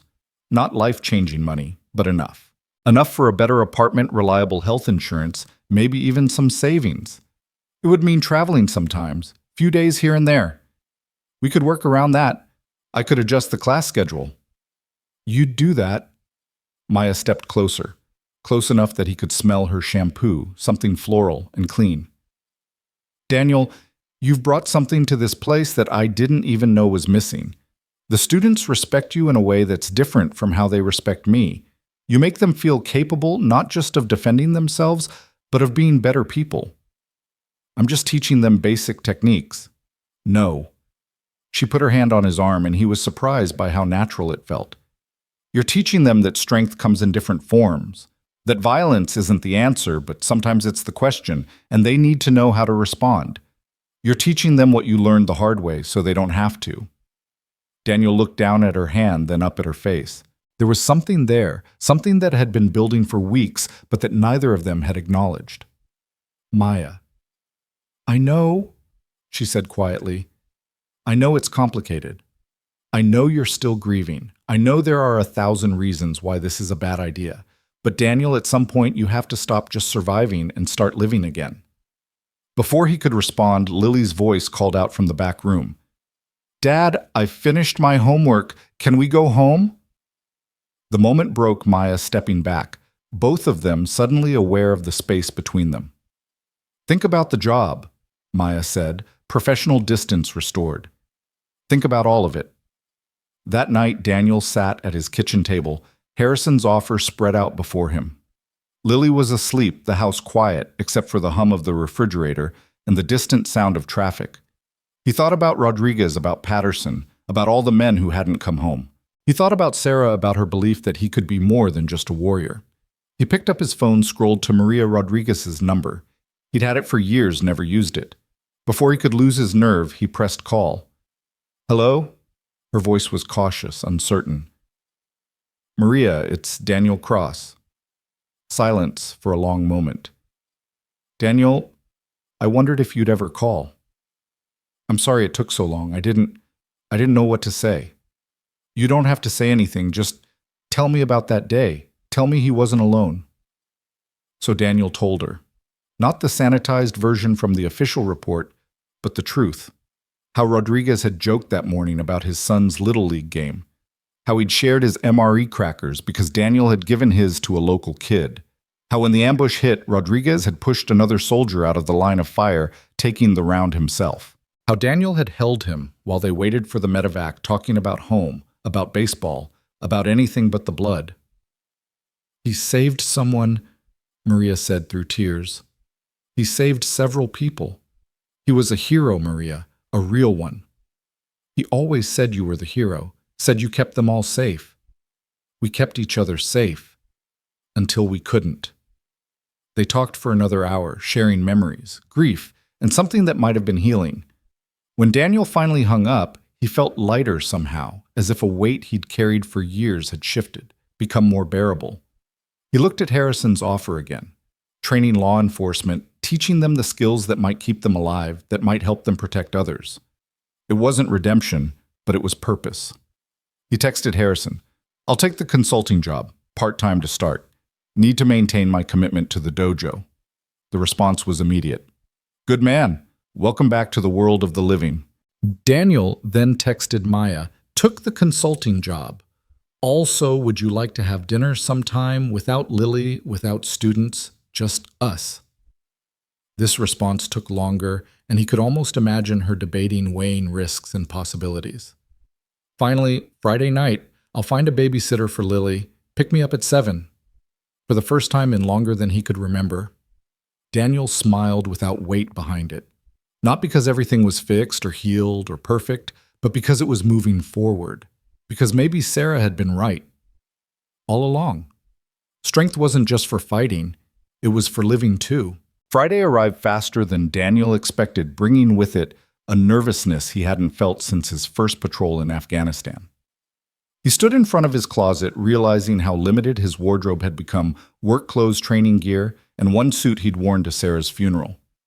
Maya had said casual, but everything he owned seemed to carry the weight of his past lives. "You look fine, Dad," Lily said from the doorway, already dressed in her pajamas for the babysitter. "Ms. Kim likes you no matter what you wear." "It's just dinner between colleagues," Daniel said, pulling on a clean button-down shirt. "Sure it is." Lily's knowing smile was too mature for her age. "That's why you've changed shirts 3 times. The babysitter arrived at 6:30. Mrs. Chen from next door, who'd watched Lily before, and whom Lily actually liked. Daniel gave his usual instructions: phone numbers, emergency contacts, trying not to think about how long it had been since he'd gone anywhere that wasn't work or the dojo. Maya lived in a townhouse on the better side of Cincinnati, the kind of neighborhood where people jogged with expensive strollers and coffee shops had French names. When she answered the door, Daniel forgot how to speak for a moment. She'd traded her usual training attire for a simple dress that somehow made her look both elegant and approachable. "You clean up nice," she said, smiling at his obvious discomfort. "You too. I mean, you always—" He stopped, took a breath. "Should we start over?" "Please don't." Nervous Daniel is actually kind of charming. They went to a small Italian restaurant. Maya knew the kind of place with checkered tablecloths and candles stuck in wine bottles. It should have felt cliché, but instead it felt comfortable, unpretentious. The owner knew Maya by name, asked about the dojo, seated them at a quiet corner table. "So," Maya said after they'd ordered, "tell me something about yourself that has nothing to do with the military or being a father." Daniel thought for a long moment. "I used to paint." "Really?" "Watercolors mostly, landscapes. Sarah bought me this expensive set, one Christmas professional grade. I painted every weekend for a while." "What happened?" "Deployment, then another deployment, then Sarah got sick and painting pictures of pretty places seemed—" He shrugged. "The brushes are still in a box somewhere." "You should start again." "Maybe." He turned the conversation. "Your turn. Something non-Taekwondo related." Maya laughed. "That's harder than you'd think. Taekwondo has been my life since I was 8. She considered. "I have a degree in mechanical engineering." "Seriously?" "My parents' idea, backup plan in case the martial arts thing didn't work out. They're very practical people, Korean immigrants who believed in safety nets and stable careers." "But you chose fighting instead." "I chose teaching. The fighting was just the medium." She paused, wine glass halfway to her lips. "Though my parents still introduce me as their daughter, the engineer who happens to do martial arts." They talked through dinner conversation, flowing easier than Daniel had expected. Maya told him about growing up caught between 2 cultures, Korean at home and American everywhere else. How Taekwondo had been her parents' way of keeping her connected to heritage, but it became her way of defining herself. "The first time I won a tournament, my father cried," she said. "I'd never seen him emotional before. He said I'd found my own way to be both Korean and American, traditional and modern." That's a lot of weight to carry. All of us carry weight. The question is whether we let it crush us or strengthen us. Daniel thought about the weight he carried.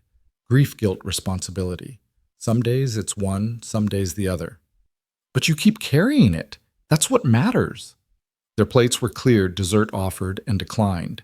Neither seemed ready for the evening to end. "Walk with me," Maya asked.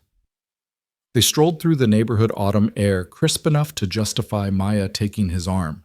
It felt natural, right in a way Daniel hadn't expected to feel again. "Can I ask you something personal?" Maya said. "How did Sarah die?" "You've mentioned cancer, but—" Daniel was quiet for a moment, organizing thoughts he usually kept locked away. "Pancreatic, stage 4 when they found it. 6 months from diagnosis to—" He swallowed. "She fought so hard. Harder than anyone should have to fight. But some battles can't be won. I'm sorry. She made me promise things near the end. To keep Lily in dance classes, which lasted about a month before we couldn't afford it. To find someone else, which seemed impossible to even consider. To stop punishing myself for surviving when others didn't. Have you kept that last promise?" "I'm trying. Some days are better than others." He looked down at her. "Tonight's a better day." They'd circled back to Maya's townhouse. She didn't let go of his arm. Would you like to come in just for coffee? Mrs. Chen doesn't expect you back until 11. Daniel knew he should say no, knew this was moving too fast, knew he wasn't ready. But Maya was looking at him with such open hope, and he was tired of saying no to possibilities. Coffee sounds good. Her house was exactly what he'd expected. Clean, organized with traditional Korean art mixed with modern furniture. Trophies and medals displayed but not ostentatiously. Photos of students' family, a younger Maya in competition. She made coffee while he studied the pictures. One caught his attention, Maya, with an older man in military uniform. "My brother," she said, handing him a mug. "Staff Sergeant Kim, Army Intelligence." "Where's he stationed?" "He's not. Medical discharge 3 years ago. IED messed up his leg and his head. The leg healed." Daniel understood what she wasn't saying. "Is he getting help?"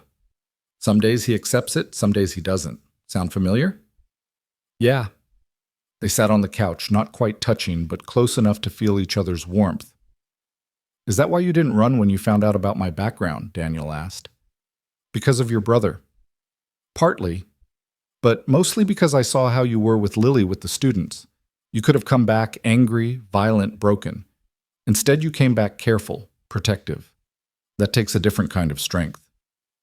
"I am broken," Daniel said quietly. "Just functioning broken." Maya set down her coffee, turned to face him fully. "We're all broken, Daniel. Every single one of us. The question is whether we let the broken edges cut others or whether we smooth them down, make them safe." She was close enough that he could see the flecks of gold in her brown eyes, could smell that floral shampoo again. His heart was pounding like he was back in combat, but this was a different kind of fear. "Maya, I know you're scared," she said softly. "I know it feels like betraying Sarah. I know you think you don't deserve this, but Daniel, you're allowed to be happy again. You're allowed to want things for yourself, not just for Lily." She kissed him, then gentle and undemanding. For a moment, Daniel froze, guilt and desire warring in his chest. Then something gave way, some wall he'd built, and he kissed her back. When they pulled apart, both were breathing unsteadily. "Too fast?" Maya asked. "No, maybe. I don't know." Daniel ran his hand through his hair. "I haven't. It's been since Sarah. We don't have to do anything. We can take this as slow as you need. It's not that, it's..." He struggled for words. "I don't know how to be with someone when I'm not who I used to be. Sarah knew me before Afghanistan, before everything went dark. You're meeting me after, and I don't know if what's left is enough." Maya took his hand, traced the scars across his knuckles. "I'm not looking for who you were. I'm interested in who you are. The man who shows up every Tuesday and Thursday, who teaches kids to be strong without being cruel, who carried his wounded brother when everyone else would have run. That man is more than enough." Before Daniel could respond, his phone buzzed. Mrs. Chen letting him know Lily had woken up from a nightmare and was asking for him. "I have to go," he said, apology in his voice. "Of course, Lily comes first. Always." At the door, Maya stopped him with a hand on his arm. "Daniel, this doesn't have to change anything at the dojo. We can keep it separate, professional there. Is that what you want?" "I want whatever makes you comfortable, whatever keeps you coming back." He kissed her again, quick but sincere. "I'll see you Tuesday." The drive home was a blur of streetlights and racing thoughts. When he got home, he found Lily curled on the couch with Mrs. Chen, her face tear-stained but calm. "Bad dream?" he asked, gathering her into his arms. "About Mom," Lily whispered, "but also about you. You were leaving and I couldn't make you stay." "I'm not going anywhere, baby. I'm right here. Promise?" "Promise." After Mrs. Chen left and Lily was back in bed, Daniel sat on her floor watching her sleep. She looked so much like Sarah in these quiet moments, the same curve of her cheek, the same way of clutching her pillow. "I kissed someone tonight," he whispered to the darkness. "Maya. I think you'd like her. She's strong and kind, and she makes me remember that there's more to life than just surviving. Is that okay?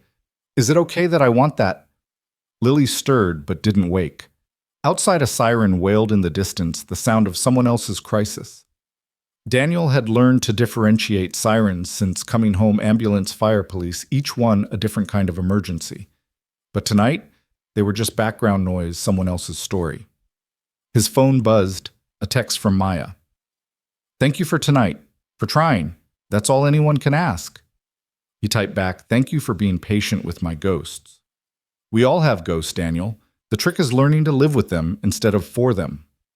Monday brought the first day of his consulting work with Harrison's company. The facility was an hour outside Cincinnati, a nondescript building that could have been anything from a warehouse to a tech startup. Inside it was pure function training mats, weapons lockers, classrooms with whiteboards covered in tactical diagrams. "Welcome to Apex Training Solutions," Harrison said, meeting him at reception. Less sexy than overseas work, but arguably more important. He introduced Daniel to the team's 6 other instructors, all former military or law enforcement. Daniel recognized the type: immediately competent professional carrying their histories in their posture and watchful eyes. "Cross here will be handling our de-escalation and close-quarters defense modules," Harrison announced. He has a gift for teaching violence without glorifying it. The first class was a group of rookie police officers fresh from the academy and eager to prove themselves. Daniel watched them strutting in full of untested confidence and saw himself 15 years ago. "Forget everything you think you know about hand-to-hand combat," he began. "Movies, video games, even most of what they taught you at the academy. Real violence is fast, ugly, and usually unnecessary. My job is to teach you to avoid it when possible and survive it when it's not." One recruit, barely old enough to buy beer legally, raised his hand. "But we're cops. We need to be ready to fight." "No," Daniel said firmly. "You need to be ready to protect and serve. Fighting is maybe 1% of that. The other 99% is communication, observation, and judgment. A cop who's eager to fight is a cop who's going to end up on the news for all the wrong reasons." He spent the morning teaching them awareness exercises, verbal de-escalation techniques, the psychology of confrontation. Only in the afternoon did he move to physical techniques, and even then he emphasized control over dominance. "Your goal is never to win a fight," he told them. "Your goal is to control a situation until backup arrives or the threat is neutralized. Every use of force should be the minimum necessary, not the maximum allowed." During a break, one of the other instructors, a former Navy SEAL named Thompson, approached him. "You're not teaching them to be warriors," Thompson observed. "They're not warriors, they're peace officers. There's a difference. Some of them won't survive without a warrior mentality." Daniel thought of Rodriguez, of Patterson, of all the warriors who hadn't survived despite their mentality. And some of them won't survive with it. They'll shoot when they should talk escalate, when they should retreat. They'll become what they're supposed to prevent. Thompson studied him for a moment. "You've thought about this a lot." "Every day since I came home." The week settled into a rhythm, consulting Monday, Wednesday, and Friday mornings, construction work when he could fit it in the dojo Tuesday and Thursday evenings. It was exhausting, but purposeful. For the first time since discharge, Daniel felt like he was building something instead of just maintaining. Thursday evening at the dojo brought an unexpected challenge. A group of older teenagers had enrolled transfers from another school that had closed. They came with attitude, skepticism, and in one case, barely concealed aggression. "Why should we listen to you?" one of them, a kid named Tyler, asked during Daniel's self-defense session. "You're not even a real Taekwondo instructor." "You're right," Daniel said calmly. "I'm not. So if you want to learn Taekwondo, work with Ms. Kim. If you want to learn how to not get hurt in the real world, work with me." "I don't need to learn how not to get hurt. I need to learn how to hurt others." The dojo went quiet. Maya started to intervene, but Daniel held up a hand. "Why?" he asked simply. Tyler seemed taken aback by the directness. Why do you need to learn to hurt others who hurt you?" The teenager's bravado cracked slightly. "That's none of your business." "You're right, it's not. But I can guess. Someone bigger, stronger. Someone who made you feel powerless, and now you want to be the one with power." Tyler's jaw clenched, but he didn't deny it. "I get it," Daniel continued. "I've been there, but here's what I learned: hurting others doesn't heal your hurt. It just spreads it around. You want to feel powerful. Learn to walk away from a fight. Learn to protect others who can't protect themselves. That's real power." "That's bullshit," Tyler spat, but there was less conviction in it. Maybe. Tell you what, spar with me. Full contact within reason. If you can land one solid hit, I'll teach you whatever you want to learn. If you can't, you train my way for 1 month. Deal. Tyler looked around at his friends, trapped by teenage pride. Deal. They cleared a space, other students forming a circle. Maya looked concerned but didn't interfere. She understood that sometimes lessons had to be physical to be understood. Tyler came at him hard, all aggression and no strategy. Daniel moved minimally, redirecting rather than blocking, using Tyler's own momentum against him. Every time the teenager thought he had an opening, Daniel wasn't there. Every time he threw a punch or kick with real intent, he found himself off balance, stumbling. After 3 minutes, Tyler was gasping, frustrated, nearly in tears from embarrassment and exhaustion. He'd thrown dozens of strikes and hadn't come close to connecting. Lesson 1, Daniel said, not even breathing hard. Anger makes you stupid. Lesson 2, the person who stays calm usually wins. Lesson 3, you just got a full workout while I barely moved. Who do you think would last longer in a real fight? Tyler dropped to his knees, defeated in more ways than physical. His friends helped him up, their earlier cockiness replaced with respect. 1 month, Daniel reminded him. My way. Tyler nodded, unable to speak through his gasping. After class, his parents collected their kids and the new teenagers left, with considerably less swagger than they had arrived with. Maya approached Daniel. That was risky, she said. Calculated risk. Kid needed to learn he wasn't as tough as he thought. No, I mean letting him that close to you. I saw your hands shaking afterward. Daniel looked down at his hands, noticed the tremor for the first time. It's harder than I thought, letting people try to hurt me without responding the way I was trained to. But you did it. You stayed in control. This time, Maya touched his arm gently. Every time. That's who you are now. Before he could respond, Lily bounded over, full of excitement about a new form she'd learned. The moment passed, but the warmth of Maya's touch lingered. That weekend, Harrison called with a special request. FBI wants a demonstration. They're developing a new training protocol for dealing with veterans in crisis. They want someone who understands both sides. I'm not sure I'm the right person for that. You're exactly the right person. You've been in crisis. You've come through it. You can speak to it in a way that matters. The session was scheduled for Monday. Daniel spent the weekend researching, preparing, trying to figure out how to explain the inexplicable, how a trained warrior could become a danger to themselves and others, and how to reach them in that darkness. Sunday evening, while Lily was at a sleepover, Maya came by. They'd been careful at the dojo, maintaining professional distance, but here in his small kitchen, that distance dissolved. You're nervous about tomorrow? She observed, watching him pace. I have to explain how people like me think when we're at our worst. How do I do that without... He struggled for words. Without going back there myself. By remembering why you're doing it. To help others, both the veterans and the agents who have to deal with them. She stayed that night. Nothing physical beyond holding each other on the couch. Daniel talking about things he'd never told anyone, the paranoia that first year back. The times he'd almost hurt someone because they moved too fast or came up behind him the night he'd sat in his car with his service weapon, wondering if Lily would be better off without a broken father. But you didn't, Maya said into his chest. You chose to stay to fight to heal. I chose to survive. I'm not sure that's the same as healing. Maybe healing is just surviving long enough to help others do the same. Monday's FBI session was held in a federal building downtown, all concrete and security checkpoints. Daniel found himself in front of 40 agents, all watching him with professional interest. I'm not here to teach you tactics, he began. I'm here to teach you empathy. When you encounter a veteran in crisis, you're not dealing with a criminal or a crazy person.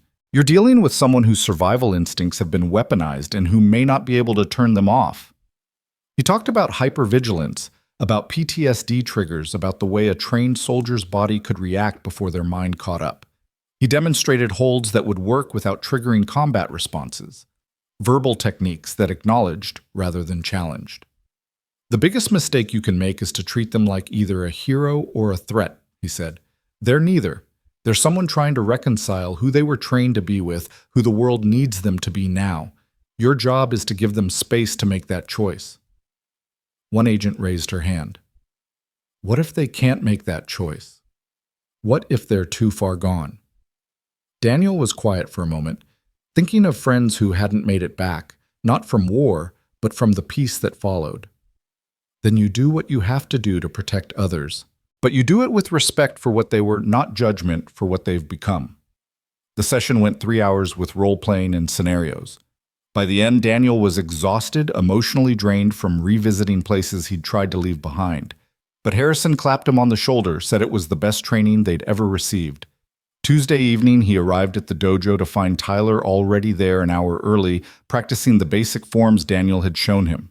The kid's friends were with him, all working with surprising dedication. You came back, Daniel observed. Said I would. Tyler replied, not stopping his practice. 1 month your way.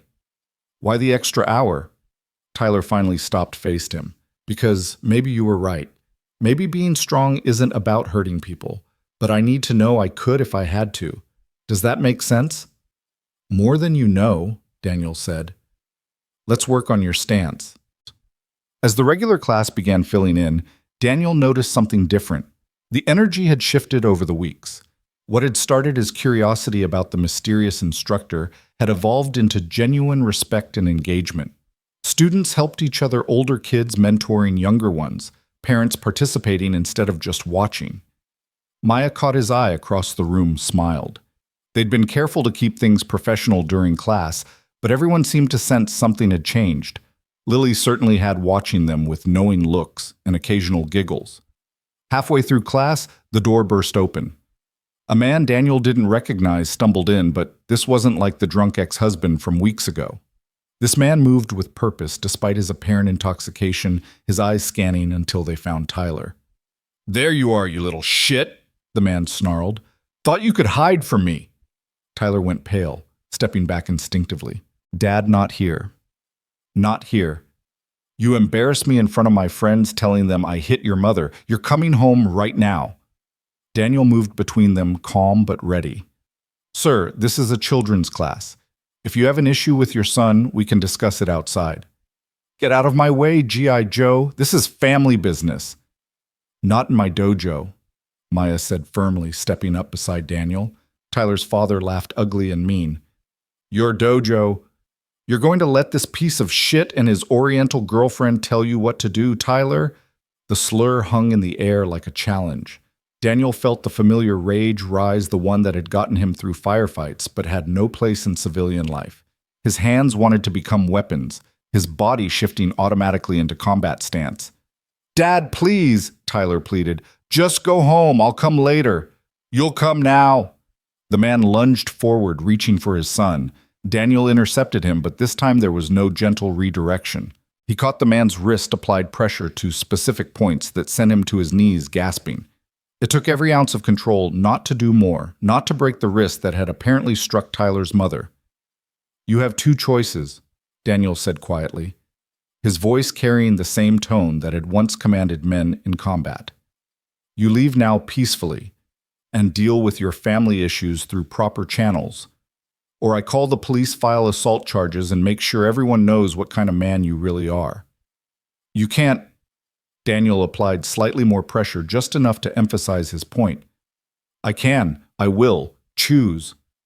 The man's resistance crumbled. I'll go, he gasped. Daniel released him, stepped back. Tyler's father scrambled to his feet, face red with humiliation and rage.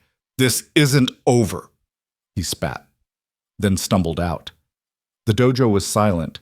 Tyler stood frozen, tears streaming down his face, afraid and embarrassed in equal measure. Without thinking, Daniel pulled the boy into a hug, felt him collapse against his chest, sobbing. It's okay, Daniel murmured. You're safe here. You're always safe here. When Tyler finally pulled back, the entire class was watching, not with judgment or pity, but with understanding. Several other students moved closer, offering support without words. My mom left last week, Tyler said quietly. Took my sister, went to my aunt's house, but I had to stay because of school, and he trailed off. Do you have somewhere safe to go tonight? Maya asked. My uncle. He lives across town. Then that's where you'll go. We'll call him, make sure you get there safely. As Maya handled the logistics, Daniel addressed the class. What you just saw is why we train. Not for tournaments or trophies, but for moments like this. To protect those who can't protect themselves, to stand up to bullies regardless of their age or relation to us. But you could have hurt him worse, Marcus said. You could have really damaged him. Yes, Daniel admitted. But that would have made me like him.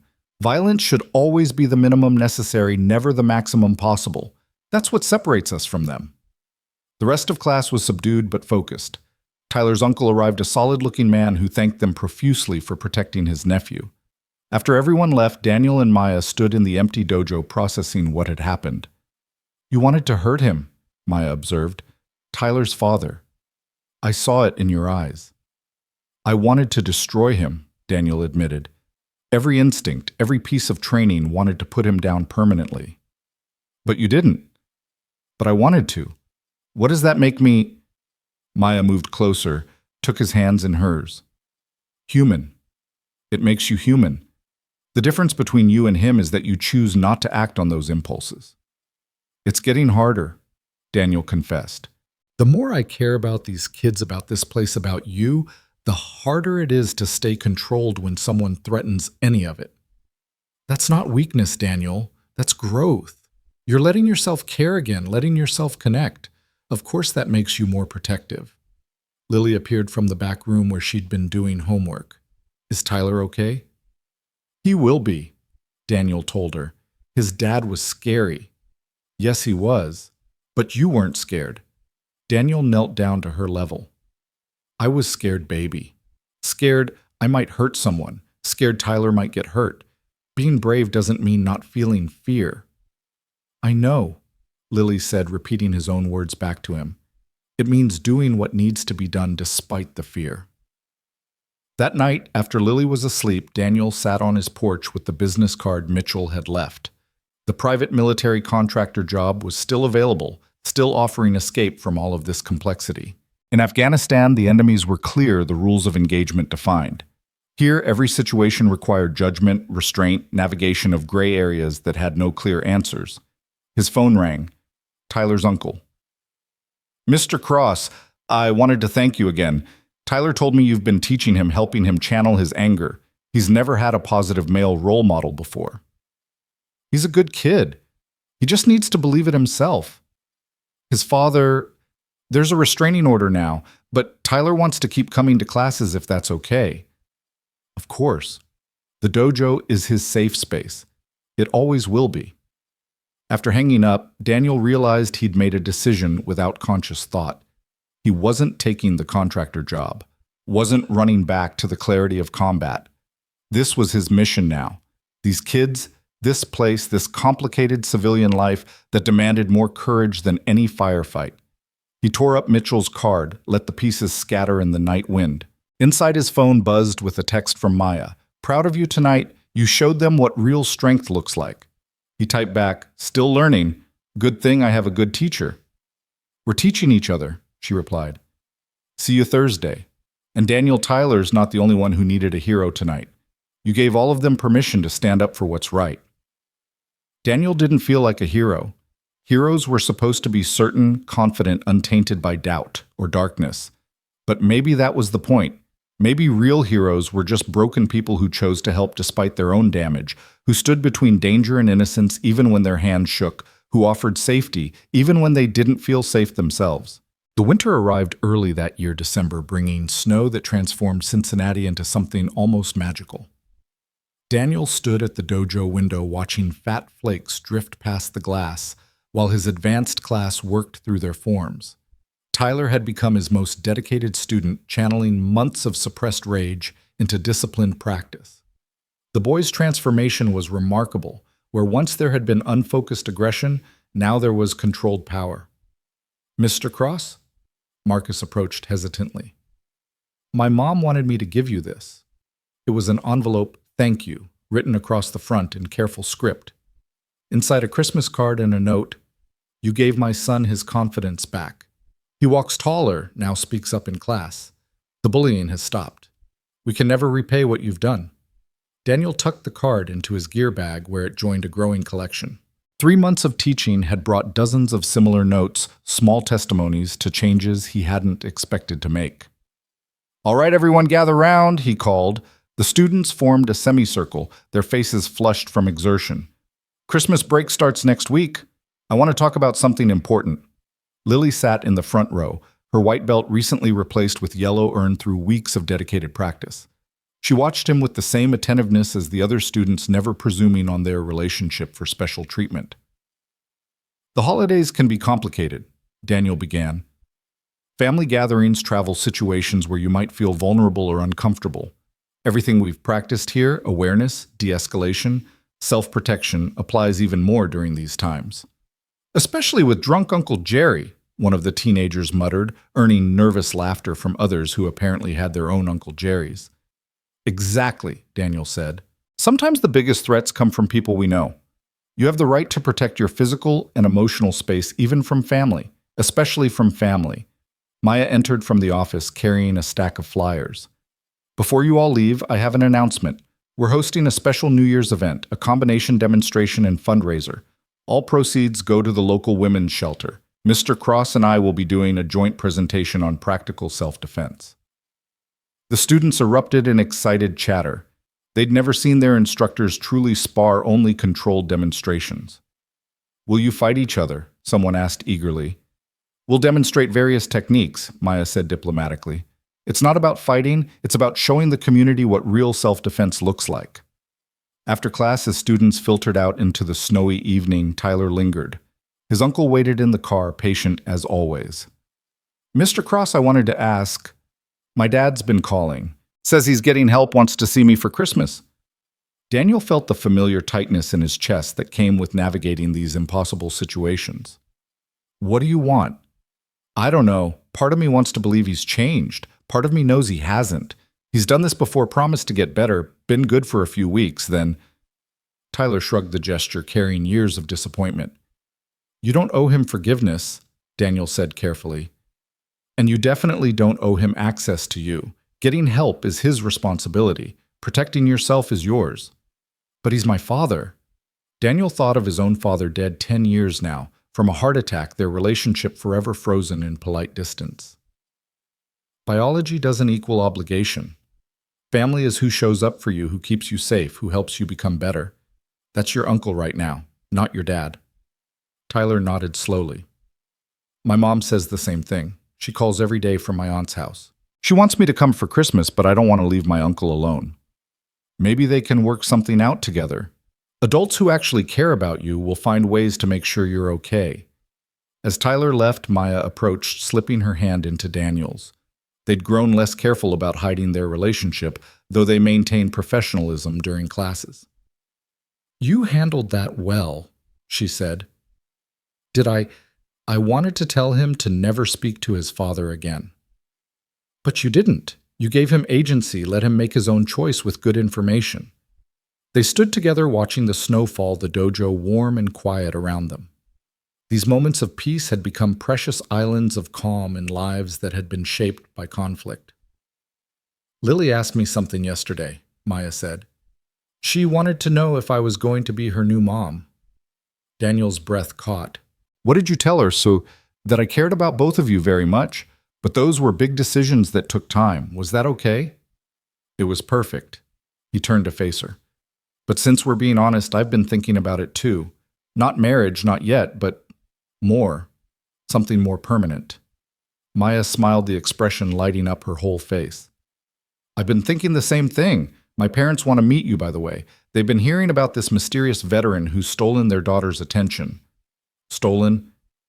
"Captured, maybe, though I went pretty willingly." Before Daniel could respond, his phone rang. Harrison's number. "Daniel, we have a situation. Can you come to the facility?" "Now." "What kind of situation?" "One of our contractors, Williams. You knew him in Afghanistan. He's barricaded himself in the training room, fully armed. Says he'll only talk to you." Daniel's blood went cold. Jake Williams had been in his unit, one of the few who'd made it home physically intact. "I'll be right there." Maya drove him, insisting he shouldn't go alone. The facility was surrounded by police cars when they arrived, lights painting the snow red and blue. Harrison met them at the perimeter. He's been in there 3 hours.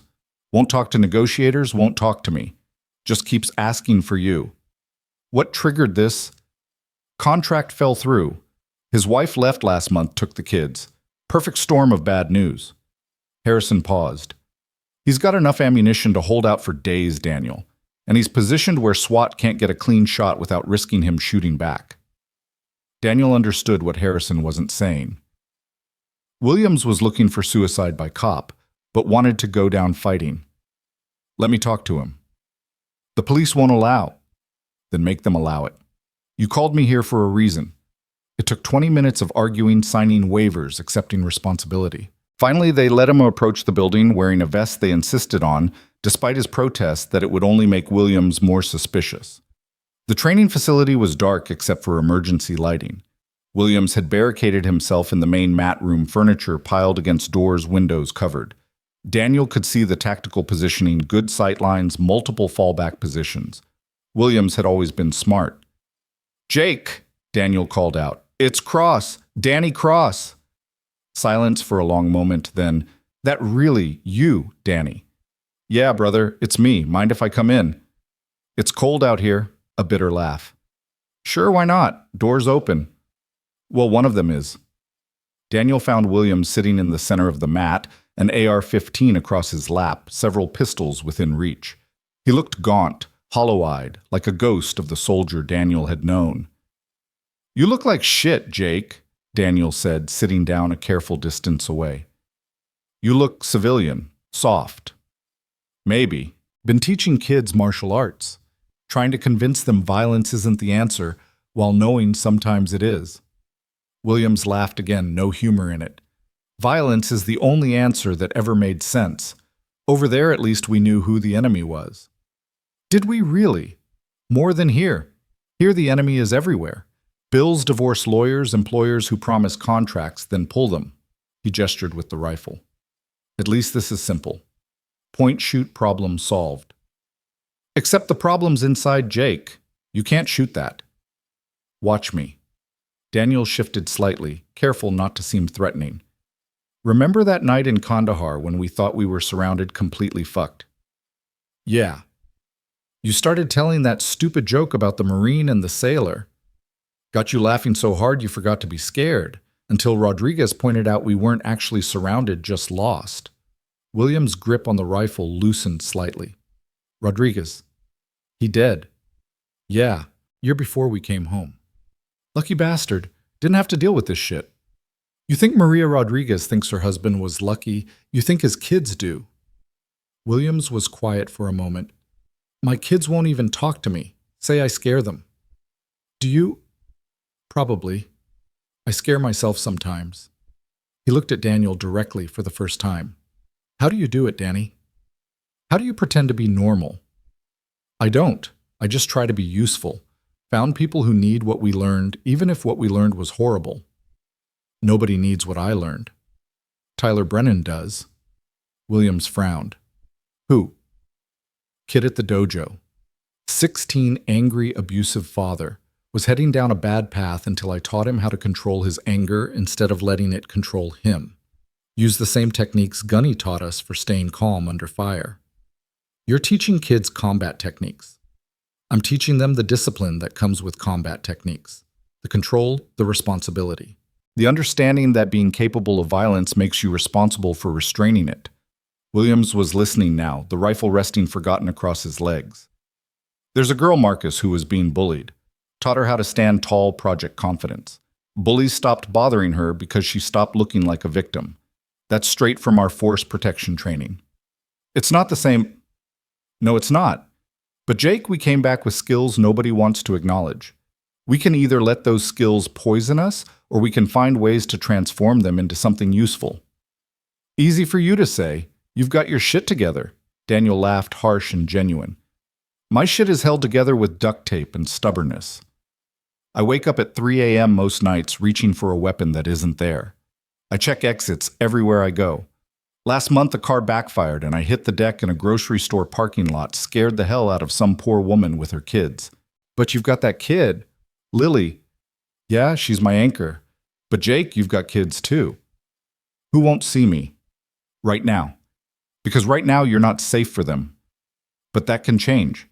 You can get help, real help, not just VA groups that don't understand. You can become someone they want to know again. Williams looked around the barricaded room. I've really fucked this up, haven't I? Yeah, but it's not unfixable. Not yet. Put the weapons down, Jake. Come with me. Harrison knows a program inpatient specifically for operators like us. Real help, not bureaucratic bullshit. The cops will be handled. Harrison has connections. No charges if you come peacefully get treatment. William's hand tightened on the rifle again. What if I can't?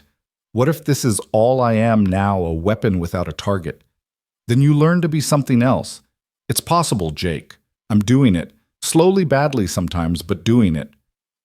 You were always stronger than the rest of us. No, I just had someone depending on me to figure it out. Daniel moved closer within reach now. Your kids need you to figure it out too. Not today, maybe not tomorrow, but eventually. They need their father not perfect, just present and trying. William started crying, then great gasping sobs that shook his whole body. Daniel carefully removed the rifle, then the pistols, pushing them out of reach before pulling his friend into an embrace. I've got you, brother, he murmured. We're going to get through this. It took another hour to fully resolve the situation. Williams was taken to a psychiatric facility that specialized in veteran treatment, Harrison pulling strings to avoid criminal charges. Daniel gave statements to police, signed more papers, finally emerged to find Maya still waiting in the snow. Is he okay? She asked. He will be. Maybe. I hope. She drove him home in silence, understanding he needed time to process. At his house, Lily was asleep on the couch, Mrs. Chen knitting in the chair beside her. She insisted on waiting up for you, Mrs. Chen explained. Said you might need a hug when you got home. After the babysitter left, Daniel sat beside his sleeping daughter, overwhelmed by the simple peace of her presence. Maya sat on his other side, her hand finding his. You saved him, she said quietly. For now. Recovery isn't a one-time thing, it's daily, sometimes hourly. Like grief. Like everything worthwhile. Lily stirred, opening her eyes. Dad, you're home. I'm home, baby. She crawled into his lap, still half asleep. Did you help someone tonight? I tried. Then you did. You always help when you try. The next few days passed in preparation for the New Year's demonstration. Daniel and Maya choreographed their presentation carefully, balancing education with entertainment, reality with restraint. The event had sold out, 300 people coming to support the shelter. The night of the demonstration, Daniel stood backstage, hands steady, despite his nerves. This was different from teaching small classes. This was public, visible, permanent in the age of social media. You ready? Maya asked, stunning in her black demonstration uniform. As ready as I get for anything these days. She kissed him quickly. You're going to be amazing. They walked out to thunderous applause. The crowd was diverse students and their families, community members, local law enforcement. Daniel had trained even some of the FBI agents from his workshop. Lily sat in the front row between Maya's parents and Tyler's uncle, beaming with pride. Tonight, Maya began, we want to show you that self-defense isn't about fighting. It's about awareness prevention and, when necessary, controlled response to threat. They began with verbal de-escalation scenarios, Daniel playing aggressor, while Maya demonstrated how voice and posture could diffuse situations. Then they switched, showing that techniques worked regardless of gender. The best fight, Daniel told the audience, is the one that never happens. They moved through environmental awareness, escape techniques, basic strikes, and blocks. Finally, they demonstrated what real defensive combat looked like, fast, efficient, focused on escape rather than domination. The finale was a full-speed scenario, Maya walking through a simulated parking garage, while Daniel and 2 volunteers played potential threats. She navigated the space with tactical awareness, avoided one threat through positioning verbally, de-escalated another, and when the third attempted to grab her, she responded with precise violence that allowed her to escape. The crowd erupted in applause. But Daniel noticed something else, understanding on faces that had come expecting action movie choreography, and instead saw something real, practical, achievable. During the Q&A that followed, a woman raised her hand.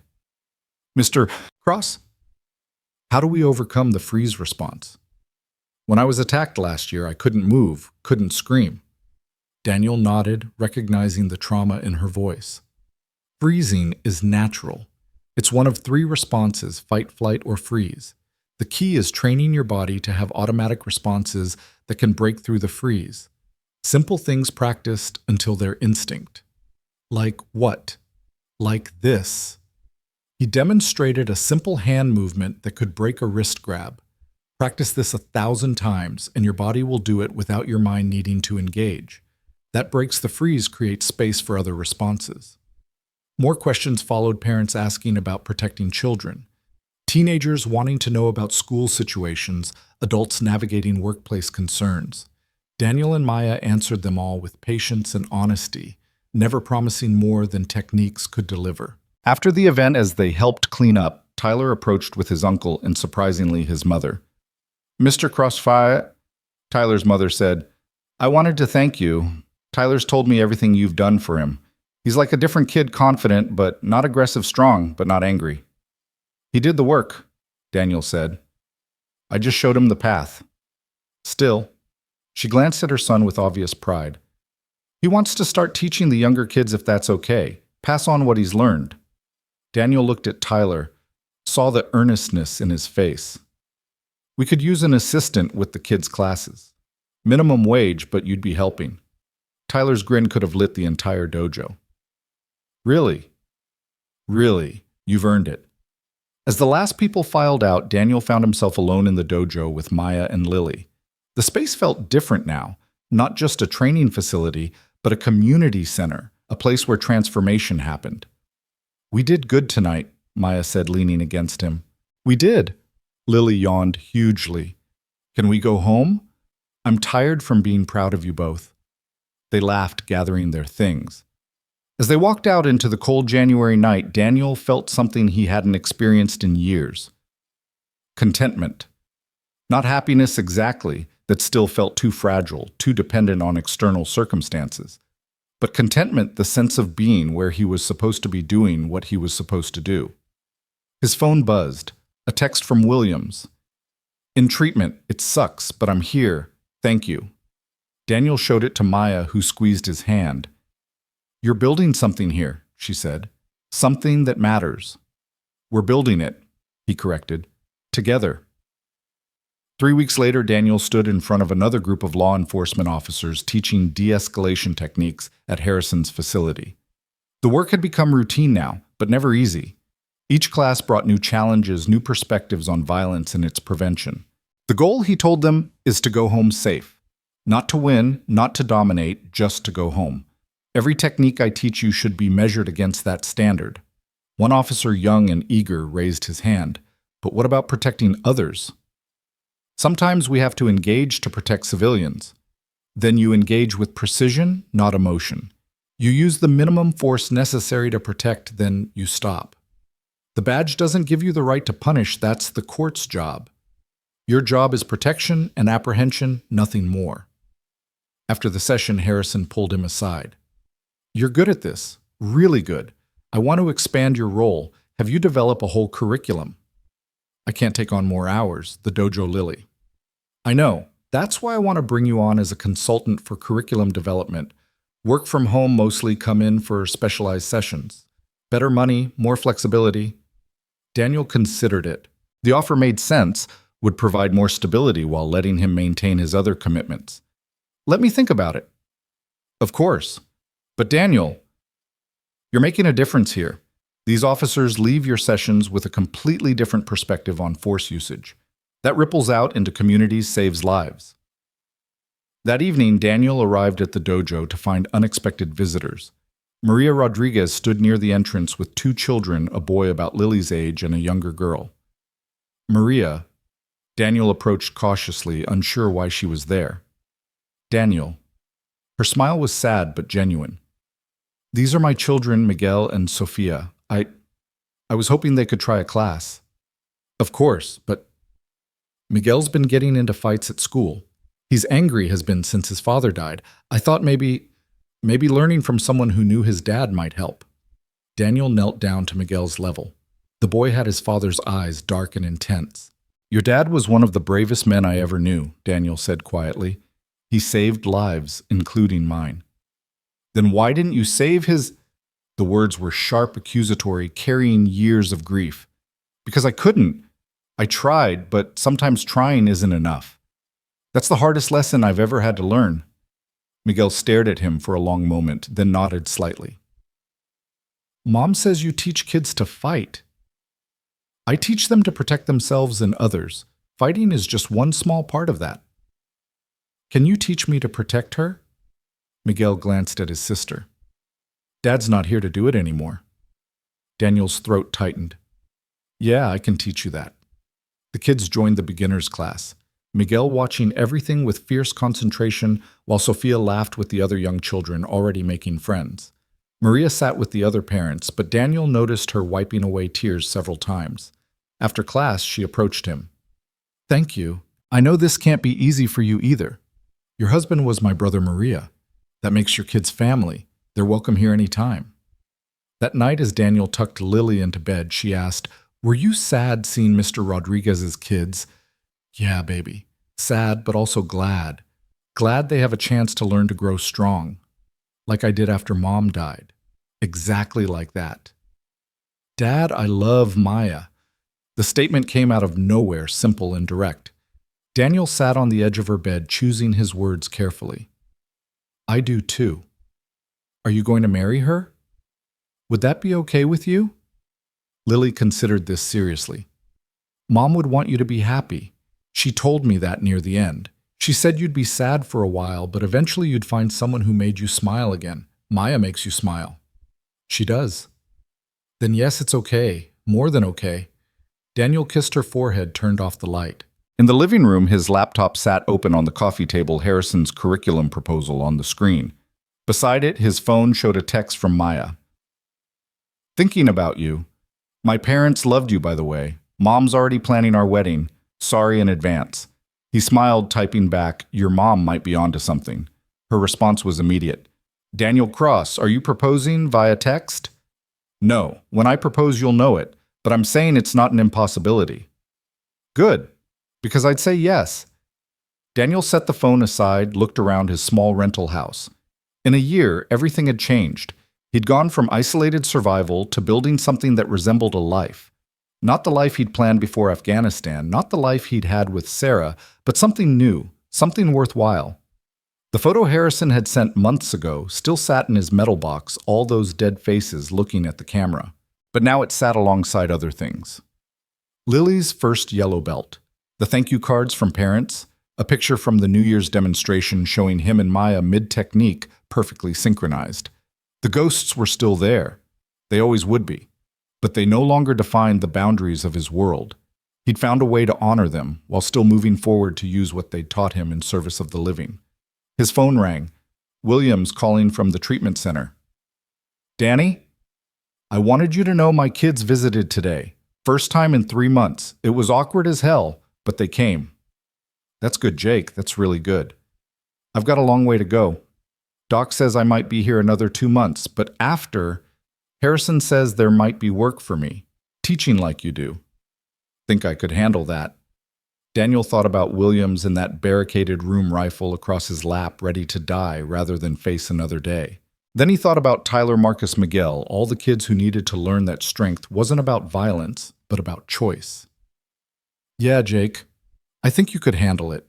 We all can if we remember why we're doing it." After the call, Daniel stepped onto his front porch. The winter night was clear stars visible despite the city lights. Somewhere across town, Maya was probably preparing tomorrow's lesson plans. At her uncle's house, Tyler was likely practicing forms, preparing to help teach. In their beds, dozens of kids slept better, knowing they had tools to protect themselves. It wasn't the life Daniel had planned, but it was the one he'd built from the pieces of what remained. And maybe that was enough. Maybe that was everything.